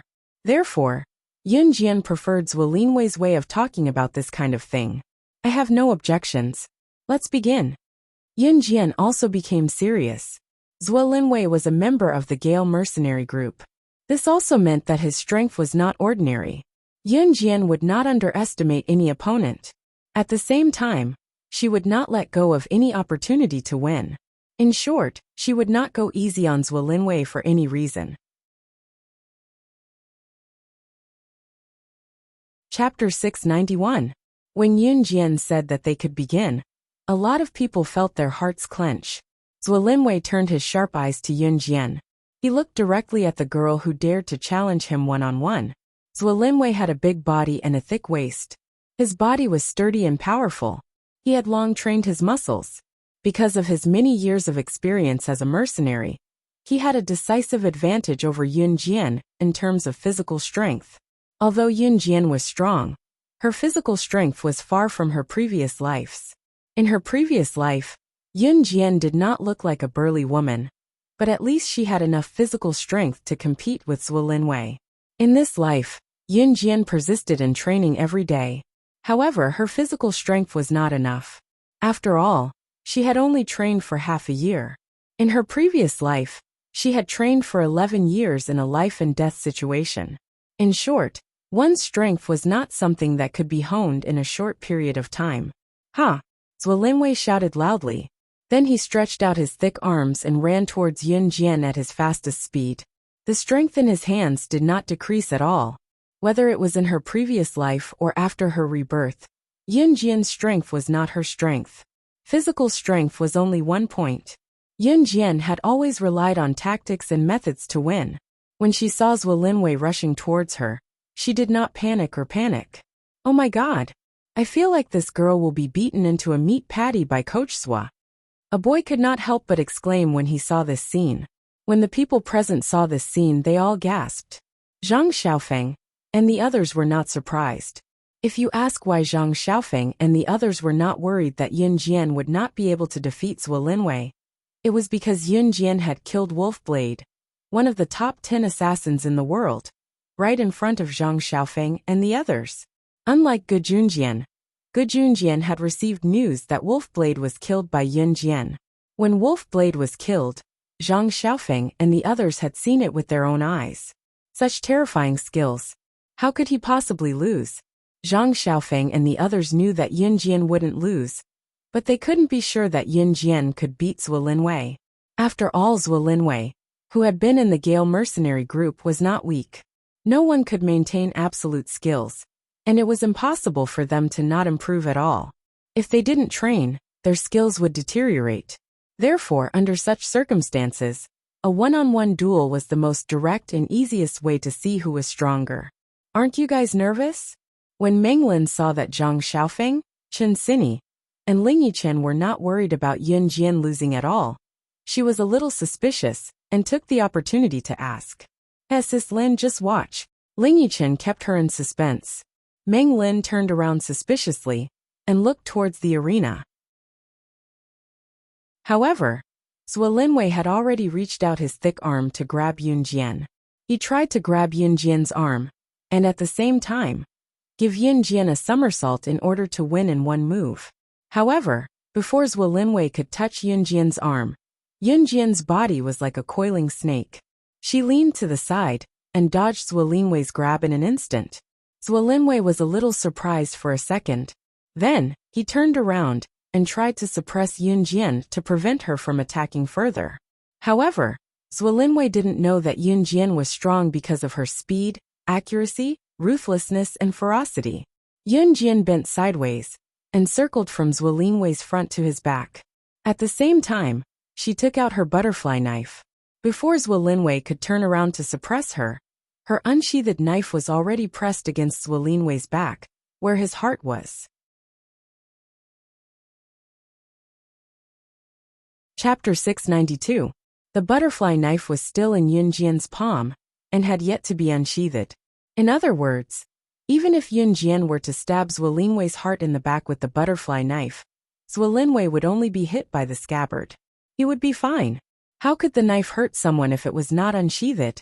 Everyone was stupefied. It was only then that Zhuo Linwei realized that if Yun Jian had unsheathed the saber that was pressed against his back, he would be dead by now. Zhuo Linwei had brute strength, and his speed was not considered slow. However, the reason he lost so quickly was simple. Yun Jian was too fast, so fast that Zhuo Linwei could not react at all. Moreover, if a person only had brute strength, wouldn't it be useless if he could not hit his opponent? Just when everyone present was so shocked that they were speechless, Ningbin's cry of surprise rang out. F*CK, the little beauty one. This shout completely pulled the souls of everyone present back to reality. Although Zhang Xiaofeng, Chen Xini, and Ling Yichen had seen Yun Jian's skills before, they could not help but shiver from the bottom of their hearts when they witnessed Yun Jian's skills again.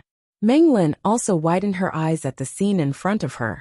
At the same time, she gulped a few times and could not help but criticize in her heart. In any case, she had grown up practicing judo and was older than Yun Jian. But what about her skills? If she, Meng Lin, was the one who fought Yun Jian, she dared to bet that she would have been subdued by Yun Jian before she could even lift her hand. Ha ha ha. At that moment, Zhuo Linwei's heroic voice was heard. Everyone turned to look at Zhuo Linwei. They saw that Yun Jian had already put away the butterfly knife and habitually hid it in her pocket. The younger generation will surpass us in time. The younger generation will surpass us in time, Zhuo Linwei said. At the same time, he turned around and looked straight at Yun Jian. Thank you for letting me win. Yun Jian lowered her eyes. The corners of her lips curled up slightly as she spoke humbly. Ha ha ha. Like I said, my master. How could he lose? At this moment, the happiest person was probably Zhang Xiaofeng. At this moment, Zhang Xiaofeng stood in front of everyone and smiled without caring about his image. Zhang Xiaofeng was quite good-looking, but his smile completely ruined his image. That's enough. Chen Xini was also happy for Yun Jian. Of course, at the same time, she did not forget to tease Zhang Xiaofeng. Hee. Zhang Xiaofeng laughed and ran towards Yun Jian. As he ran, Zhang Xiaofeng even shouted exaggeratedly, Master, how could your move be so powerful? Teach me quickly. Yun Jian had gradually begun to teach Zhang Xiaofeng moves. After half a semester, Zhang Xiaofeng had almost mastered the chopstick throwing. Half a semester was not enough for Zhang Xiaofeng to master the chopstick throwing to perfection, and Yun Jian did not ask Zhang Xiaofeng to stop. Moreover, the purpose of coming to this Taekwondo dojo today was to teach Zhang Xiaofeng moves. Yun Jian did not intend to hide it. She stretched out her jade-like hand and then started to move. Today I'll teach you this. You have to be fast and accurate. If the opponent attacks you, you have to remember that you have to dodge the opponent's attack at the same time. At the same time, you can't determine whether the opponent has a follow-up move.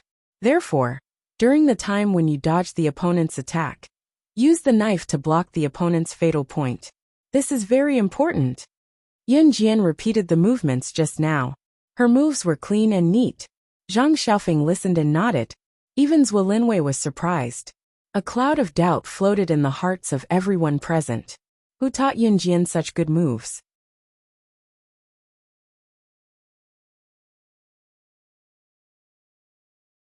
Chapter 693. Zhang Xiaofeng was still trying to understand the moves that Yun Jian had just taught him. At this time, Zhang Xiaofeng was very serious. His serious look made Chen Xini, who wanted to make a dig at Zhang Xiaofeng, shut her mouth. Yun Jian turned her head slightly and looked at Ningbin for the first time. Ningbin had been talking to himself, so Yun Jian didn't pay attention to him at all. Perhaps there were indeed many girls who liked to talk to and get close to a guy like Ningbin who liked to act cool and pretentious. Seeing that Yun Jian finally turned her head and intended to talk to him for once, Ningbin was wild with joy. He looked at Yun Jian, looking forward to Yun Jian's answer. This anticipation was partly because Yun Jian finally paid attention to him for once, and partly because Ningbin really wanted to know who taught Yun Jian her moves. Do you believe me? Yun Jian's lips curled up. Her eyes were shining, making everyone's eyelids twitch. Yun Jian's answer made some of the boys present even more unconvinced. TSK, who are you trying to fool? As the saying goes, the master can show you the way, but the cultivation depends on the individual. You said that you didn't have a master and taught yourself, so how could you have such skills? Someone was unconvinced and retorted to Yun Jian. This was indeed the truth, and the old saying was also reasonable. However, Yun Jian's moves were indeed not taught by anyone. She had comprehended them on her own. Other than the hypnotism that the old man had taught her, these killer moves were figured out by Yun Jian on her own. She was a living person who had crawled out from a pile of corpses. She had killed many people and dealt with many experts, so some moves naturally appeared. You don't believe me? Yun Jian raised her eyebrows. Then she changed her tone. Her slightly curled lips instantly calmed down. What if I say that I'm an assassin who crawled out from a pile of corpses, and that's my experience after killing countless people? Would you believe me?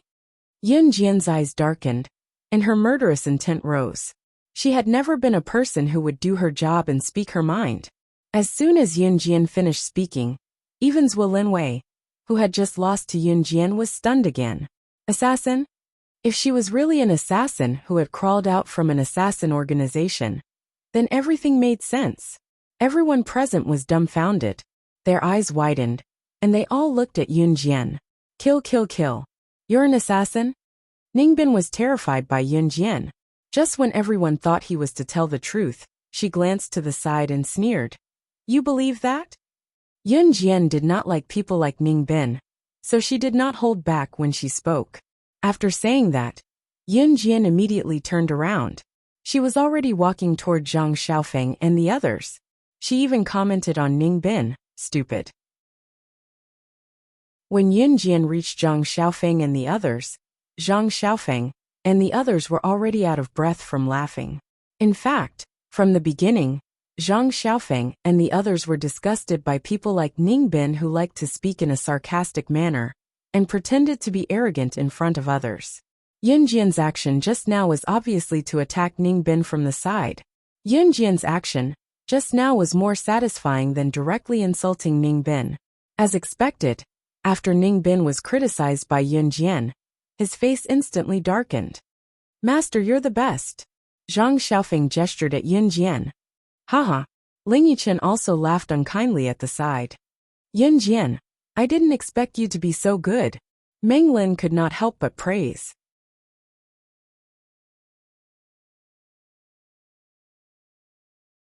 Chapter 694. Meng Lin also gave Chen Xini a big smile. There was a round clock hanging in front of the Taekwondo dojo. Yun Jian could see the time on the clock when she looked up. It was already 12 o'clock in the afternoon.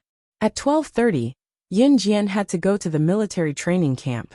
She was supposed to spend an hour teaching Zhang Xiaofeng moves, but she didn't expect to encounter something like this. After everyone laughed, Yun Jian said to Zhang Xiaofeng, You continue to practice the moves I just taught you. I'll check on you the next time you come. Yun Jian meant that she was going to the military training camp. Zhang Xiaofeng and the others understood, so they nodded. Okay, master, go ahead.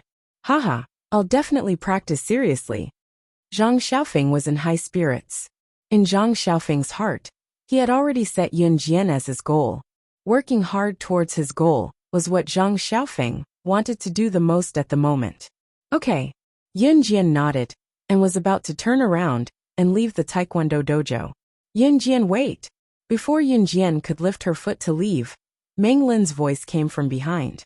Yes. Yun Jian turned her head slightly and looked at Meng Lin. Yun Jian had a good impression of Meng Lin, so Yun Jian wouldn't ignore her. I'm going to start school tomorrow. I'll be leaving at 4 o'clock in the afternoon. Because I'm out of the province, I might not be able to come back for a long time. But I'm definitely going to make friends with you. You can come and play with me during your next break. Yichen knows where my school is. Meng Lin invited Yun Jian. It was apparent that the tomboy Meng Lin, who was tall and short-haired, was really planning to befriend Yun Jian. Okay. Yun Jian narrowed her eyes slightly. She looked at Meng Lin's bold appearance and immediately agreed. Okay. Meng Lin also nodded vigorously at Yun Jian. Under everyone's gaze, Yun Jian walked out of the Taekwondo dojo. If he left for the military training camp at 12 o'clock, he would naturally arrive on time at 12:30. Chu Ning, Chu Xiangnan, and the rest had been training at the training ground since early in the morning. When they saw Yun Jian, the rest of Team Monarch gathered around her. Chu Xiangnan walked up to Yun Jian in an even more exaggerated manner and said bluntly, Hey, Yun Jianer, did you know? I heard that our officer Go is getting married. And this news came from an old officer, who is very close to Officer Go. He said that the date hasn't been set yet, but this matter is most likely going to happen. What do you know? Go away, go away. I'll tell Yun Jian. Chu Ning pulled Chu Xiangnan away and squeezed herself in front of Yun Jian before continuing. Hee Yun Jianer. Don't listen to that idiot Chu Xiangnan's nonsense, but it's true. It's said that Officer Ge divorced his ex-wife a long time ago and is planning to get married after the new year. That's because this morning, Officer Ge submitted a marriage application to the higher-ups. I wonder who's lucky enough to marry Officer Ge now. It's really hard to find a man as good as Officer Ge. Chu Ning could not help but be a little infatuated. After all, Ge Yunjian's looks were not bad. With a proper military face and a proper military uniform, Ge Junjian was really worthy of a valiant military posture. However, even though Ge Junjian was already in his 40s, it was not hard to tell that Ge Junjian was not bad-looking when he was young. Since Officer Ge is so good, why don't you marry him? Chu Xiangnan glanced at Chu Ning. He did not realize that he had said something so sour. You. F***CKU. Chu Ning clenched her fists and chased after Chu Xiangnan as soon as she heard him. Yun Jian chuckled awkwardly, the corners of her lips twitching subtly. What should she say? That the person who said that Officer Ge was getting married was her mother? It turned out that Ge Junjian had already submitted a marriage application to the higher-ups.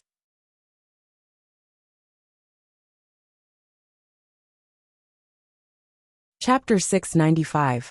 However, Yun Jian did not expect Ge Junjian to act so quickly. He had just confirmed his relationship with her mother not long ago, and he had already applied for marriage from his superior. However, it was obvious that Ge Junjian was sincere about Qin Yiru, and Yun Jian was relieved. Chu Ning and Chu Xiangnan soon got into a fight. Lu Shiyin and the rest glanced at Chu Ning and Chu Xiangnan helplessly. How childish. Jiang Weiwei chuckled, but there was no hint of mockery in her words. To Jiang Weiwei, she had already integrated into Team Monarch. Jiang Weiwei might have been conceited before, but she had the right to be conceited. Of course, that was before Yun Jian appeared. People would always grow up, and Jiang Weiwei was one of those people who matured. Chu Ning jumped up and knocked on Chu Xiangnan's head out of habit. Then, before Chu Xiangnan could react, she ran back to where Yun Jian and Jiang Weiwei were and hugged them to hide. Damn it, damn it, Chu Xiangnan called out in dissatisfaction. But he did not chase after Chu Ning to argue with her like Chu Ning did. Although his code name is Lei Ting, he's actually being beaten up by girls. Even the taciturn Hong Fan could not help but use simple words to describe Chu Xiangnan's situation. Lei Ting was Chu Xiangnan's code name. When these words came out of Hong Fan's mouth, they sounded very different. Damn it, Hong Fan, even you dare to say that about me. Take this. Chu Xiangnan gave in to Chu Ning, but he would not give in to a boy. Therefore, after hearing Hong Fan's words, he charged at Hong Fan, and the two of them hugged each other. Just as Chu Xiangnan and Hong Fan were having fun, Yun Jian's melodious voice was heard again. Officer Gu is here. Upon hearing that Officer Gu had arrived, Chu Xiangnan and Hong Fan, who were huddled together, immediately let go of each other. The two of them were like primary school students who were fooling around in class, but suddenly saw the teacher, and immediately sat up straight. Chu Xiangnan quickly loosened his grip on Hong Fan. He looked around and shouted, "Hey, where is he? Where is Officer Gu?" Yun Jian smiled. "I lied to you."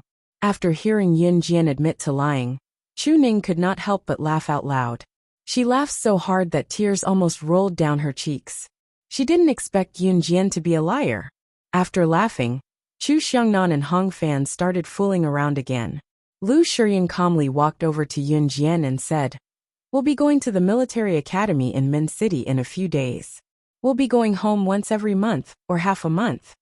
As soon as Lu Shiyan finished this steady topic, Chu Xiangnan and Hong Fan, who were still fooling around, stopped their movements. Everyone turned to look at Yun Jian. Yun Jian was currently in her third year of junior high school, and could not enroll in the military academy yet. As for Team Monarch, they had been together for a long time. Now that they were about to part under such circumstances, it was natural for them to feel a little sad. After all, Chu Ning and the rest would not usually come to the military training camp if they were to go home once a month or half a month. Once they went to the military academy, the training grounds would naturally become the academy's own grounds. Aya, why are you all so sad? It's not like Yun Jian won't come to the military academy to look for us. It's just half a year. Chu Ning tried to lighten the mood, but she was feeling rather sad too. That's right. Yun Jian, you can come and look for us during your holidays. Chu Xiangnan added. Chapter 696. Lu Shiyan sounded confident when he said that, speaking to Yun Jian in a rather serious tone. That's right. We'll work hard to become people who can fight alongside you. Every member of Team Monarch must live up to this title. Fang Sharan followed up Lu Shiyan's words and promised Yun Jian with equal vigor. As soon as Fang Sharan finished speaking after Lu Shiyan, everyone present chimed in to support Lu Shiyan's words. There were no weaklings in Team Monarch. The king was someone who stood at the top of the world. They would not be weaklings. They would live up to the title Yun Jian gave them, and become true kings. Alright, just as everyone's vigor was about the same, and everyone declared that they would fight alongside Yun Jian, a voice as thick as Mount Tai sounded. Everyone turned to see Gu Junjian walking in from outside the training ground. It was obvious that the voice just now came from Gu Junjian. Gu Junjian was deeply moved by their majestic declaration. He quickly stood in front of them and said, "With such determination, it means that all of you have the potential to become powerhouses. The future belongs to all of you." Gu Junjian might be different from other officers. He would be stern when it was time to be serious, and would joke with them when it was time to be joking. However, he would not be stingy with the encouragement and rewards that were due. After Gu Junjian said those words, everyone then realized Gu Junjian's arrival. Yun Jian smiled as she stood at the side. "Haha, Officer Gu, I heard that you're getting married. Is that true?" Chu Xiangnan immediately adjusted the situation that had been in high spirits earlier. Once Chu Xiangnan asked Gu Junjian about this, everyone's eyes were fixed on Gu Junjian. It was normal for subordinates to be curious about their superior's privacy. As for Gu Junjian, other than being stern when it was time to be, Gu Junjian was usually very amiable. Gu Junjian's solemn mood was instantly turned red by Chu Xiangnan's words. "Officer Gu, just tell us about it, okay? You have to treat us to your wedding banquet." We will definitely come to your wedding banquet. Chu Ning looked at Gu Junjian expectantly, as if she wanted to know everything about Gu Junjian. Well, cough cough. Gu Junjian was embarrassed by their stares. He clenched his fist and coughed softly. Train well. Don't think that I can't control you guys just because you're going to the military academy.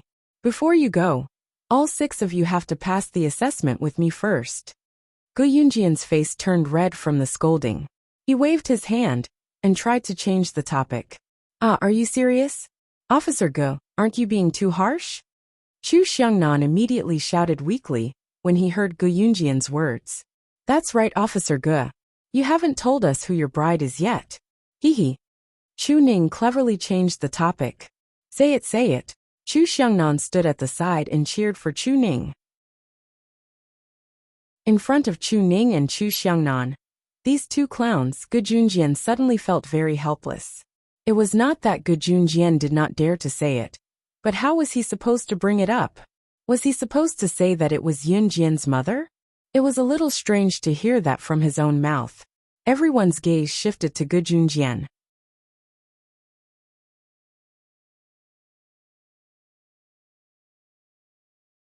Chapter 697. Yunjian's sudden words shocked everyone present. When they came back to their senses, they turned to look at Yunjian. Are you kidding? Officer Ji's bride is actually Yunjian's mother? Chu Xiangnan looked at Yunjian in shock. His face twitched in shock, and it was obvious that he had yet to recover from the shock. Oh my god! Officer Gu and Yunjian's mother. Chu Ning shouted as well. Apart from Chu Xiangnan and Chu Ning, the rest of the people present were also dumbfounded. However, they were not as exaggerated as Chu Xiangnan and Chu Ning. However, Lu Shiyin, Fang Xiaoran, Hong Fan, and Jiang Weiwei were still in disbelief.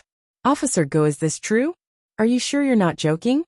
After all, it was such an unbelievable thing that everyone present was shocked.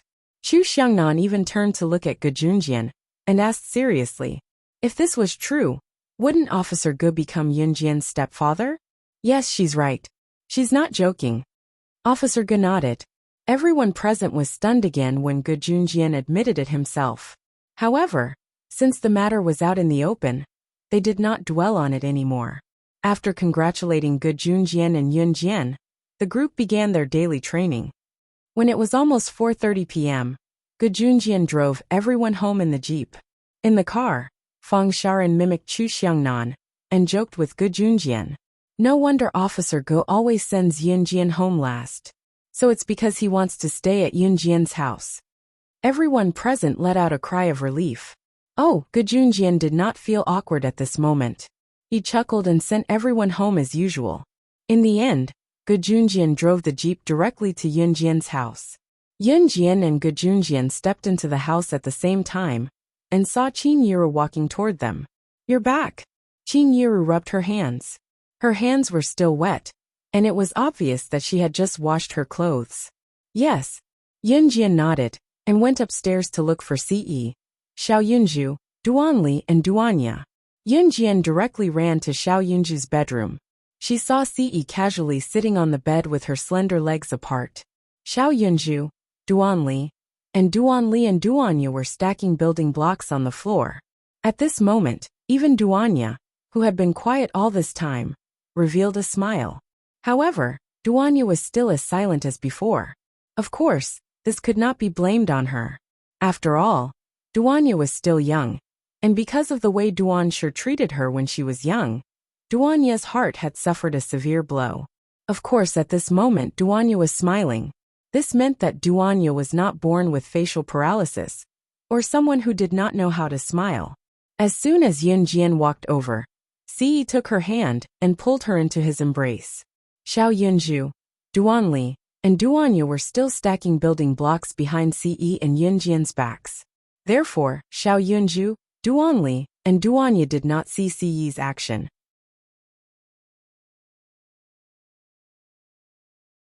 Ce was sitting on the bed. He pulled Yunjian into his embrace, and Yunjian was pulled to sit on his lap by Ce. Yunjian did not wear much today. Because of the hot weather, and the fact that they were going to the military training camp, Yunjian did not wear much. She was only wearing a pair of thin pants. Si pulled her to sit on his lap. Because he was sitting on the bed, Yunjian could even feel the clamor of a certain part of his lower body. Chapter 698. She was afraid that Xiao Yunju, Duanli, and Duanya would notice her awkward situation, so she allowed Ce to continue taking advantage of her. Sitting in this awkward position, Yunjian was so shy that she could barely control herself. Let go. Yunjian mouthed silently to Ce. Of course, she didn't make a sound. She was currently sitting on Ce's lap, and she could feel the sensation between her legs becoming more and more obvious. In an instant, she became extremely shy, and an unknown blush covered her face. I'm not letting go. Ce also mouthed silently back to Yunjian. At this moment, he turned his head to the right, and his eyes met with Yunjian's. When Yunjian heard this, she became even more embarrassed. This was the first time she had been hugged by a boy, and it was also the first time she had been so close to a boy. This is a house that I built. At this moment, Xiao Yunju's excited voice sounded. Yunjian's eyelids twitched. Usually at this moment, Xiao Yunju would excitedly turn his head to look at Yunjian and Ce. Then he would happily shout, "Big sister, big brother Ce, come and see. This is the big house that Xiao Yunju built." If Xiao Yunju saw her sitting in such an embarrassing position on Ce's lap, how would she be able to face him? Big sister. Yunjian had just thought of this. As expected, Xiao Yunju was extremely excited. As he shouted, he wanted to turn around to tell Yunjian and Ce about his magnificent feat. Yunjian struggled to break free from Ce's embrace. However, Ce held her even tighter, and Yunjian could clearly feel that something in Ce's lower body was swelling. If you move, I'll. Ce tilted his head and looked at Yunjian. His lips curled into an evil smile as he mouthed silently to Yunjian. That evil look of his was asking for a beating. Ce purposely said the word I, and didn't say anything else. However, Yunjian understood what Ce meant even if she didn't know anything about men and women. She blushed instantly. At this moment Xiao Yunju, who was about to turn around, was attracted by Duanli's words. It's not nice. The big house I built is nicer, Duanli said proudly. Xiao Yunju was so shocked by Duanli's words that he forgot to turn around and ask Yunjian and Ce. He understood women's hearts quite well, so he immediately went along with Duanli's words. Alright, the big house you built is better than mine. Duanli's face immediately lit up and she smiled happily. As soon as Duanli laughed, Duanya laughed as well. Xiao Yunju's childish face gained a hint of handsomeness. When he saw Duanli smiling happily, it was as if he had encountered something delightful, so he smiled brightly as well. Seeing that Xiao Yunju was restrained by Duanli and did not look over, Yunjian breathed a sigh of relief. She was about to hit Ce's head to make him let go of her, when Qin Yura's voice came from downstairs.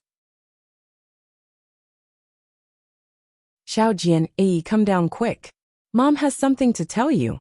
With Qin Yura's shout, Yunjian's heart clenched again. Usually, if Xiao Yunju heard Qin Yura's shout, even if it was not directed at him, he would quickly turn around to see what was going on, even if Qin Yuru was not shouting to Xiao Yunju. At this moment, he was still sitting on Ce's lap. Fortunately, even Qin Yuru's shout could not stop Xiao Yunju from playing with Duanli and Duanya. Yunjian breathed a sigh of relief as well. She felt like a thief right now.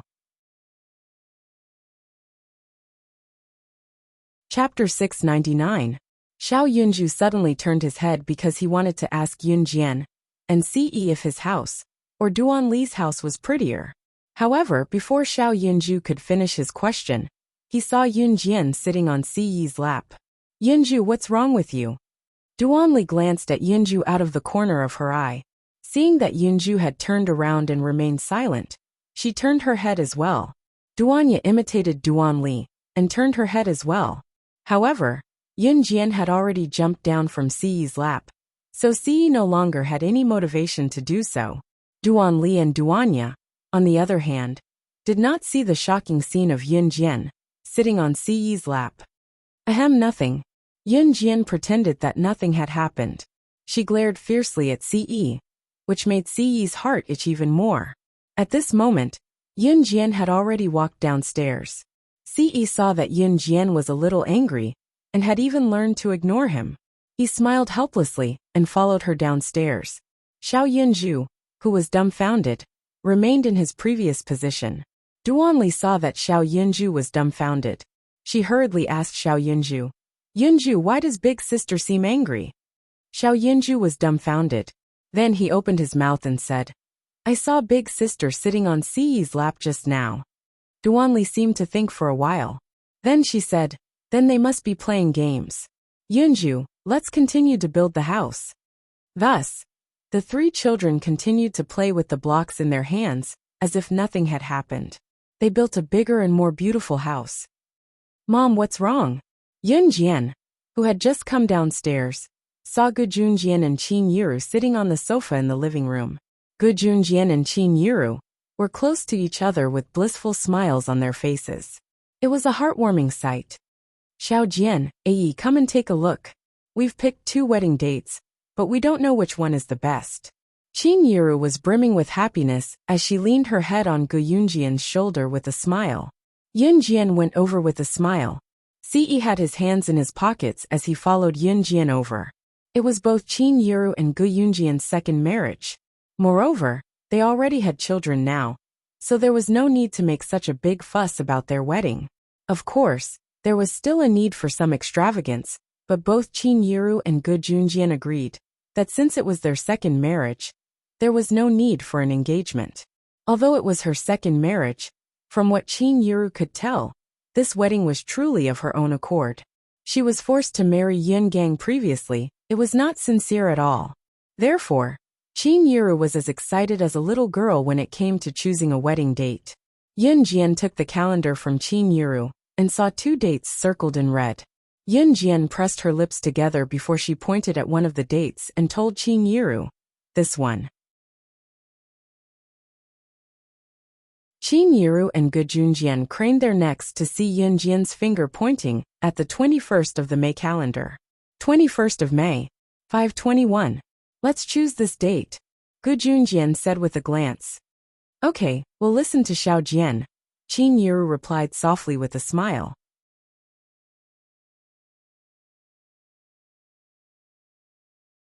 Chapter 700. Once the wedding date was set, it was time to send out the invitations. Since it was their second marriage, Qin Yiru and Gu Junjian would not hold a large-scale wedding like they did with their daughter. Besides, other than Dong Wan and Zhang Meihua's families, Qin Yiru did not have any important relatives or friends. Gu Yunjian's parents had passed away early, so other than some of his comrades in the military, he did not have anyone else to invite. Moreover, it was their second marriage, so there was no need for a grand wedding, so they kept it simple. "I'll write the invitations and send them out tomorrow," Qin Yiru said. Qin Yiru's handwriting was beautiful when she was still a student, and was once praised as a model handwriting by her teacher. "Sure." Gu Junjian nodded. It was only then that Qin Yiru looked away from Gu Junjian and turned to Ci, saying, "Ae, if it's convenient, you can ask your family to come as well." Qin Yiru only knew that Ci's mother had passed away early, and that the child was quite pitiful. As for other things Qin Yiru did not know. Qin Yiru only thought that even if Ci's father did not treat him well, his father's family should not be bad, right? However, Qin Yiru was wrong. Ci's family was complicated, and was an internationally renowned arms family. "I don't have any family," Ci said coldly. To Ci, there was no such thing as a father or family. His father treated him as a tool, and only wanted to use his marriage to gain more benefits. As for his family, those people could not wait for him to die. If that happened, Leng Ge would really have no heir. When that happened, his so-called family would then have a chance to fight for the right to inherit Leng Ge. Qin Yiru was stunned, not expecting Ci to say that. But thinking about it, if this child's family treated him well, he wouldn't have rushed back home for only a short while. Qin Yiru and Gu Junjian thought that Ci went abroad every once in a while, because Ci went home every once in a while. In Qin Yiru and Gu Yunjian's opinion, Ci's family was overseas and Ci was just a rich man's son. "Hey, it's fine." Your Uncle Gu and I are your family from now on. Qin Yuru nodded at Ce with a smile and said gently. When Ce heard Qin Yuru's words, his lips curved into a smile. Xiao Jian's family would be his family from now on. He also had relatives. Mom, I'll help you with this. Yun Jian went over to help when she saw that Qin Yuru was still writing the invitation with a black pen. Oh sure. Qin Yuru did not reject Yun Jian's offer to help her write the invitation. She had already written down the person she wanted to invite on another piece of draft paper. Yun Jian's handwriting had her style as well. Yun Jian's handwriting was neat and familiar with a hint of elegance amidst the scribbles. Her handwriting was beautiful as well. Yun Jian took the black pen from Qin Yuru and helped Qin Yuru copy the content of the invitation into the beautiful rectangular invitation. A handwritten invitation was more sincere. Yun Jian looked at the invitation attentively as she wrote. She wrote seriously. Qin Yuru snuggled up to Gu Junjian with a gentle gaze. Qin Yuru suddenly caught a glimpse of Ce from the corner of her eye. Ce was looking at Yun Jian with a doting gaze. Ce's gaze gave Qin Yuru a strong feeling that even if Yun Jian wanted the stars in the sky, he would give her the entire universe. The more Qin Yuru looked at Ce, the more she liked him. Chapter 701. It only took Yun Jian half an hour to finish writing the invitations for Qin Yuru. Since Qin Yuru and Gu Junjian had already drafted the invitations beforehand, Yun Jian just had to copy them. Mom, I'm done. Yun Jian said as she handed all the invitations to Qin Yuru. There were not many people to be invited, but there were actually a few invitations written. After all, Gu Junjian had plenty of comrades. Qin Yuru nodded and took the invitations from Yun Jian, saying, Xiao Jian, thank you for your hard work. Yun Jian smiled and tucked the strands of hair by the side of Qin Yuru's face behind her ear. Mom, it's not me. You're the one who's worked hard. Yun Jian said with a gentle smile. Qin Yuru had been worried sick for Yun Jian and Yunyi back then. No one could deny that.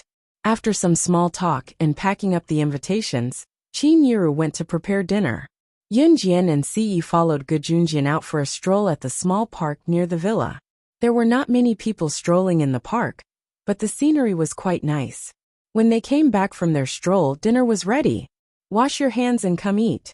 Qin Yuru spoke when she saw Yun Jian, Ce, and Ce coming back from their stroll, bringing out the last dish from the kitchen.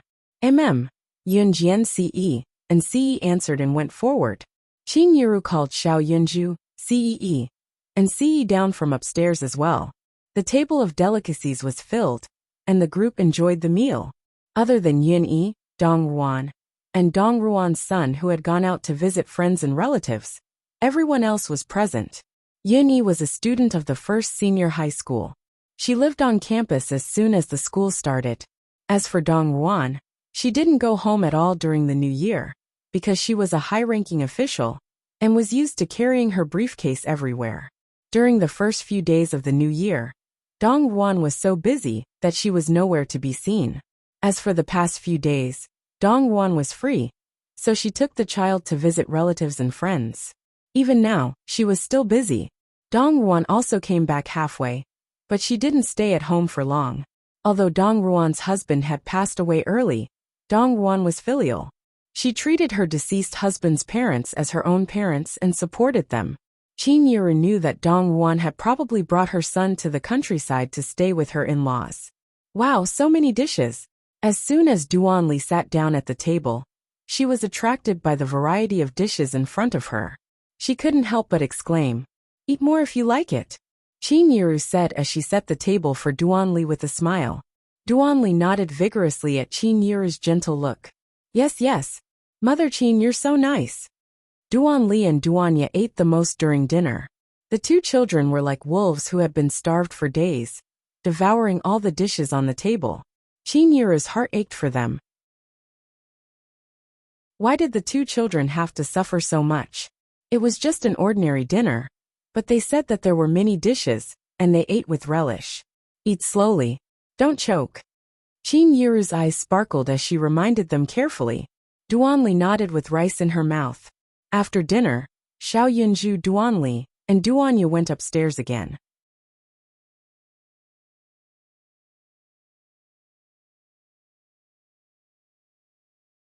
Chapter 702. Qin Yiru placed the plate of cantaloupe on the low glass table in front of the sofa in the living room and said, "These are freshly cut cantaloupes. I saw an old man selling vegetables at the market today, and he said he planted them himself. They're very fresh and hygienic. Come and have a taste." Yun Jian poked a piece of cantaloupe with a toothpick and tasted it carefully. Ce, on the other hand, snatched the toothpick she had used and picked up a small piece of cantaloupe as well, chewing softly as he swallowed it. He smiled slightly. When he saw Yun Jian glaring at him angrily again, he felt as though he had just eaten honey. However, he still smiled and praised, "Delicious." Qin Yiru did not see Ce snatching Yun Jian's toothpick, but Gu Junjian did. However, Gu Junjian raised his head and laughed heartily without saying anything. To Gu Junjian, children should be left to figure out their own feelings. "Oh right, I'll be making a trip back to Xinjiang town tomorrow. I'll take the opportunity to send out all the invitations tomorrow," Qin Yiru said with a smile as she took a bite of the cantaloupe. "I'll go with you tomorrow," Gu Junjian said. Qin Yiru was going to her parents' house to send out the invitations and tell them about it. Naturally, Gu Junjian had to go as well. After all, it was basic etiquette. When Yun Jian heard that Gu Junjian was going to Xinjiang town, she pursed her lips and glared at Ce without saying anything else. Actually, Yun Jian was a little worried about Qin Yiru going back to Xinjiang town to send out the wedding invitations. Back when she had started New Cruise, her nominal grandmother, Qin Yiru's ex-mother-in-law, had asked Qin Yiru for money. If news of Qin Yiru's remarriage got out, Yun Jian was afraid that Lu Lanhua would stir up trouble again. In spite of it, Yun Jian was relieved with Gu Junjian around. After finishing the cantaloupe, Yun Jian told Qin Yiru that she was going to New Cruise. Qin Yiru turned and ran upstairs to get a jacket before chasing after Yun Jian, shouting, "Xiao Jian, it's cold outside at night. Put on a jacket before you go out." However, just as Qin Yiru went upstairs to get a jacket, Yun Jian was already out of the house. "I'll bring it to her." Once he heard that Yun Jian had gone out without a jacket, Ce went over to take the jacket from Qin Yiru and chased after her with his long legs. "Slow down." Qin Yiru could not help reminding her when she saw Ce running after her. "We can care less about the kids in the future. They're all grown up now," Gu Junjian said to Qin Yiru as he swallowed the last piece of cantaloupe with a chuckle. "How can we as parents not care?" Qin Yiru sighed and went to Gu Junjian. Spring was coming, and the weather was gradually turning warmer. The temperature in the day could already reach around 30 degrees Celsius, but it would turn cold at night. Yun Jian felt a gust of cold wind just as she stepped out of the mansion, but she did not turn back. Yun Jian was only wearing 2 layers of clothing, a thin autumn jacket underneath. When the cold wind blew, she still felt herself shivering. "Are you dumb? Running out without a jacket?" Ce's rich male voice came from behind, his magnetic voice coming from between his thin lips. Yun Jian was stunned. In the next second, a jacket was draped over Yun Jian.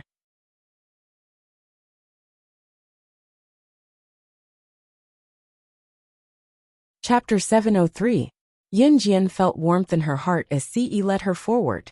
Although she was scolded by Ce for being dumb, her heart was like a cup of warm milk that was about to be poured out. It was a novel feeling. Ce took Yun Jian to New Cruise first. The company was relatively peaceful now, and Zhang Jifan was in charge of it. Not long ago, Yun Jian had arranged for Zhang Jifan, who was managing New Cruise for her, and Su Zetian, the former boss of Dragon Head Gang, who was managing Falcon Hall on her behalf, to meet each other. Yun Jian had also arranged for New Cruise and Falcon Hall to work together to improve. One was New Cruise that had made a name for itself in the country, while the other was the biggest mafia in Longmen City that had replaced Flying Passage's position as the second mafia in Zhe Province. With the combination of the two forces, New Cruise and Falcon Hall were invincible in Longmen City alone, let alone anywhere else. When news of New Cruise and Falcon Hall's collaboration was first spread, it had caused a stir in Longmen City. After all, both of them were the most powerful forces in Longmen City.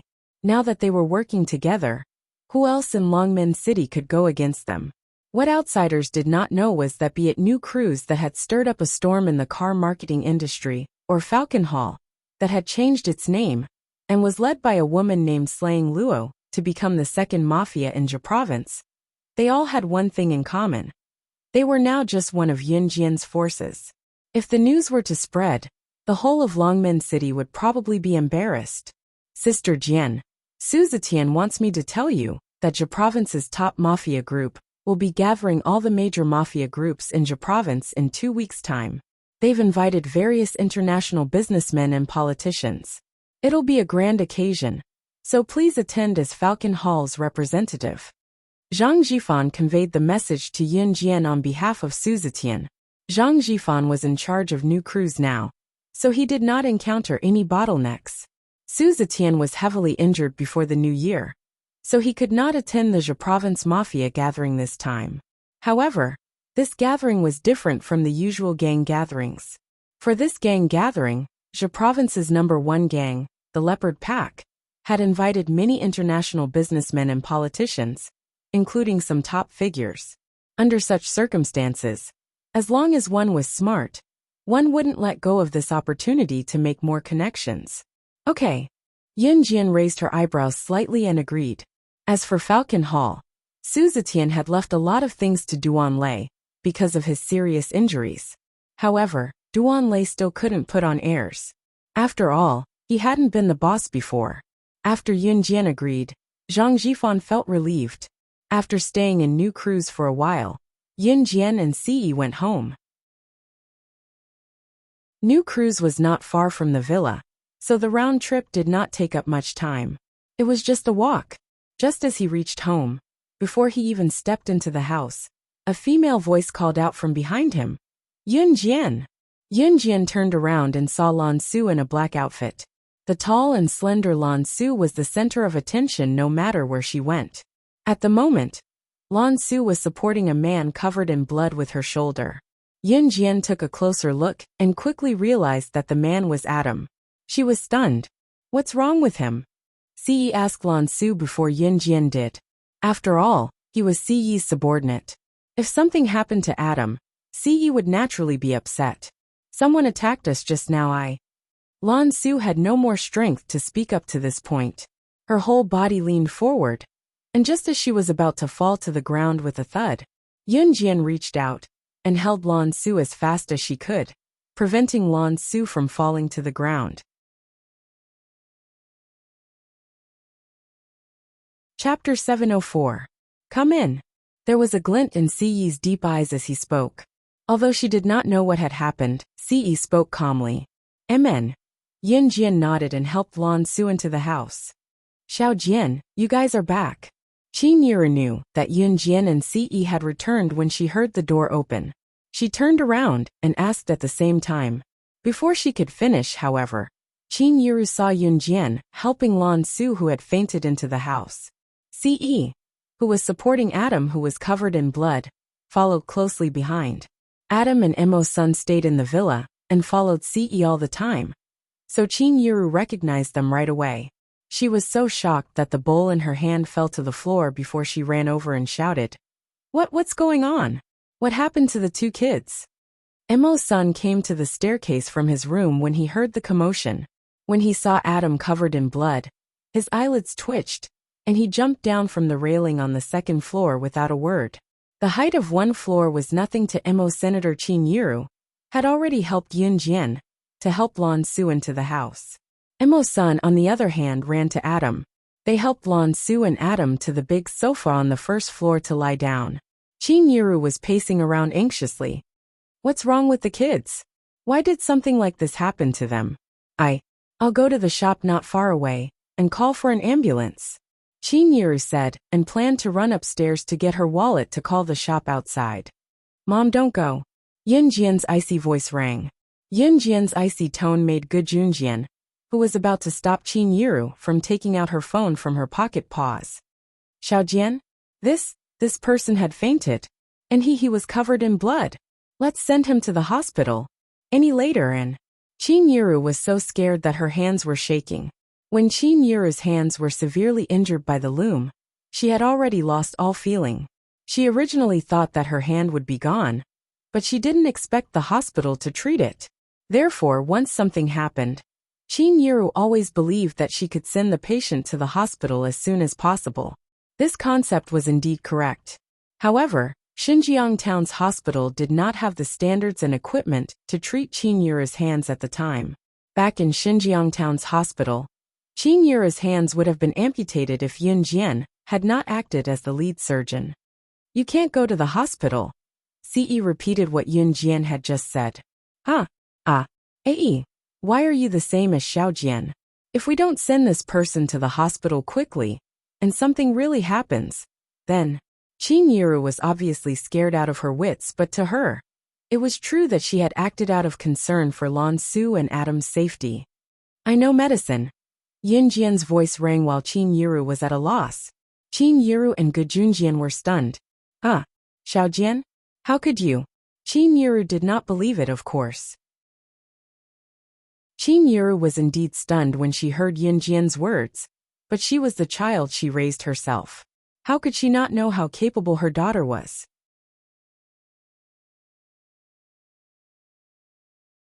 Chapter 705. What Yun Jian said to Chinyiru was indeed a little overboard, but it was the truth. Moreover, it was an emergency now. Yun Jian did not have the time to explain so much to Chinyiru. Emo-san, go to my room and get the medical kit. It's under the wardrobe facing the entrance, the first cabinet on the left. Yun Jian told Emo-san before Chinyiru could react. Yes. Once Emo-san heard that Yun Jian knew medicine and had medical equipment at home, he sprinted upstairs almost at the same time. He looked like something would happen to Adam if he was a second late. Xiao Jian. Chinyiru was surprised. She could not help looking at Yun Jian and asked softly. It's okay, we believe in her. Gujunjian pulled Chinyiru into her arms and comforted her softly. Lan Su did not have any external injuries, so it was hard to tell where she was hurt, but Adam's condition was much worse. There was a bullet in Adam's left knee while his shoulder seemed to have been stabbed several times. There were numerous wounds of various sizes all over his body. It was a ghastly sight. We have to prepare for surgery immediately. I don't have all the equipment here. Yun Jian frowned. The reason why Lan Su and Adam could not be sent to the hospital was simple. Lan Su was from Yulong mainland. According to Lan Su, people from Yulong mainland had different physiques from people on Earth, so they could not be sent to the hospital. Adam was shot all over. If he was sent to the hospital, it would no doubt cause a huge uproar. The use of firearms was prohibited in country Z. Once it was discovered, the consequences were severe. Therefore, both Yun Jian and Ce agreed that Adam should not be sent to the hospital. It's here. Emo-san had already jumped down from the second floor with ease, and he was carrying a white medical box in his hand. Chinyiru did not expect her daughter to have a medical kit. She was stunned for a while. She suddenly felt that her daughter was different from before. After spending some time together, the current Xiao Jian could always surprise her, which made Chinyiru suspicious more than once. However, no matter what, Chinyiru would never think that her daughter was not her daughter. Therefore, she did not ask Yun Jian about it. Yun Jian took the medical kit from Emo-san and took out the items in the kit as fast as she could out of habit. At the same time, she said to Emo-san, go to Falcon Hall's headquarters and bring Falcon Hall's private doctor, a man named Su Zifan here. Tell him to bring the surgical tools. He must be quick. When Su Zetian was seriously injured, it was Yun Jian who was the chief surgeon. Then, with Su Zifan's assistance, the operation was easily completed. Su Zifan could only be considered as half of Falcon Hall's private doctor before Yun Jian hired him to be Falcon Hall's private doctor directly. Yun Jian was halfway through her words when Emo-san dashed out.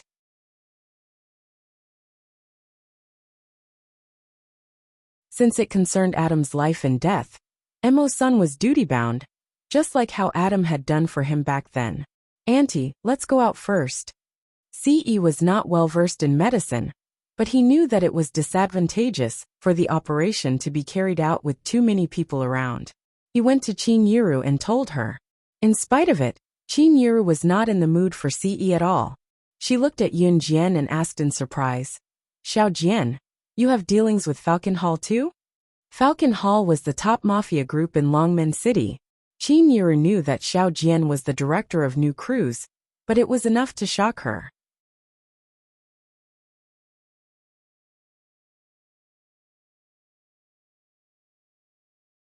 Chapter 706. Yes. Yun Jian nodded without hesitation when she met Qin probing gaze. After a pause, Yun Jian pursed her red lips and said softly, I do have dealings with the people from Falcon Hall.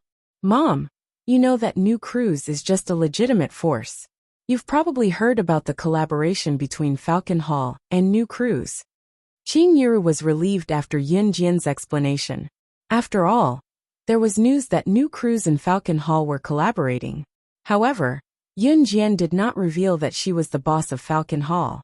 In fact, Qin would be more worried about her if she revealed her identity. After all, it would not be a problem if she was just the company's director. However, if Qin found out that she was the boss of Falcon Hall, it would be a huge problem. By then, the fact that she was not the real Yun Jian would be exposed as well. Yun Jian did not stop decorating the surgery site. Let's go out first. We need good air circulation during surgery. Yun Jian will be fine. Don't worry, we have specialized medical personnel in the military who have taught them all this. Don't worry, she'll be fine. Gu Junjian pulled Qin out. Gu Junjian already knew that Yun Jian was slaying God. So Gu Junjian quickly came out to smooth things over for Yun Jian. At the same time, he helped Yun Jian lie. Qin was skeptical at first, but after hearing Gu Junjian's explanation, she believed him immediately and followed Gu Junjian out. After Qin and Gu Junjian walked out of the door, Emo-sun rushed in with a middle-aged man in less than 10 minutes. Young madam, is this the person? Emo-sun suddenly tossed the middle-aged man, who was carrying a bunch of medical boxes in front of Yun Jian. Falcon Hall's boss. Su Zifan recognized Yun Jian immediately when he saw her. Just as he was about to call out her name, he was stunned by Yun Jian's hand gesture. Yun Jian put her right index finger to her lips and made a shoe gesture. Then, Yun Jian spoke as expected. All of you go out. Only Su Zifan, and I will be in here for the surgery. Ce put a hand in his pocket. He did not know medicine, so it was useless for him to stay. Therefore, Ce walked up the stairs and told Yun Jian gently, I'll go watch Xiao Zhu and the rest. Xiao Yunju, Duan Li and Duan Yu were still upstairs. When Ce went up the stairs, Emo-sun told Yun, I'll be outside. After that, Emo-sun left the place. Su Zifan looked at the man who suddenly rushed into his house, and took him, and the tools for the surgery out of the living room. He looked at Yun Jian and said carefully, You. Yun Jian directly cut off Su Zifan's nonsense. Be my assistant and I'll give you 15 seconds to prepare.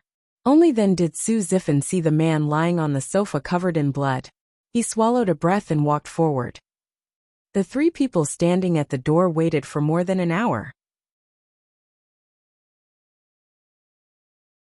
However, because Yun Jian was in the room performing the surgery, no one dared to enter the room or ask. Until Su Zifan ran out of the room to open the door, Emo-sun rushed into the room. Seeing that Adam lying on the sofa had stopped bleeding and had regained his color, he breathed a sigh of relief. Yun Jian had already placed Lan Su in her room. Lan Su was just too weak and fainted. You're tuning in to the Li Mei's Sword of Destiny YouTube channel. We're so grateful for your support. And don't forget to subscribe to join us on this incredible journey through captivating stories. Your generosity through donations truly makes a world of difference, as it's the primary source of revenue that allows me to expand and enhance this channel for you. Thank you from the bottom of my heart for being a part of this adventure.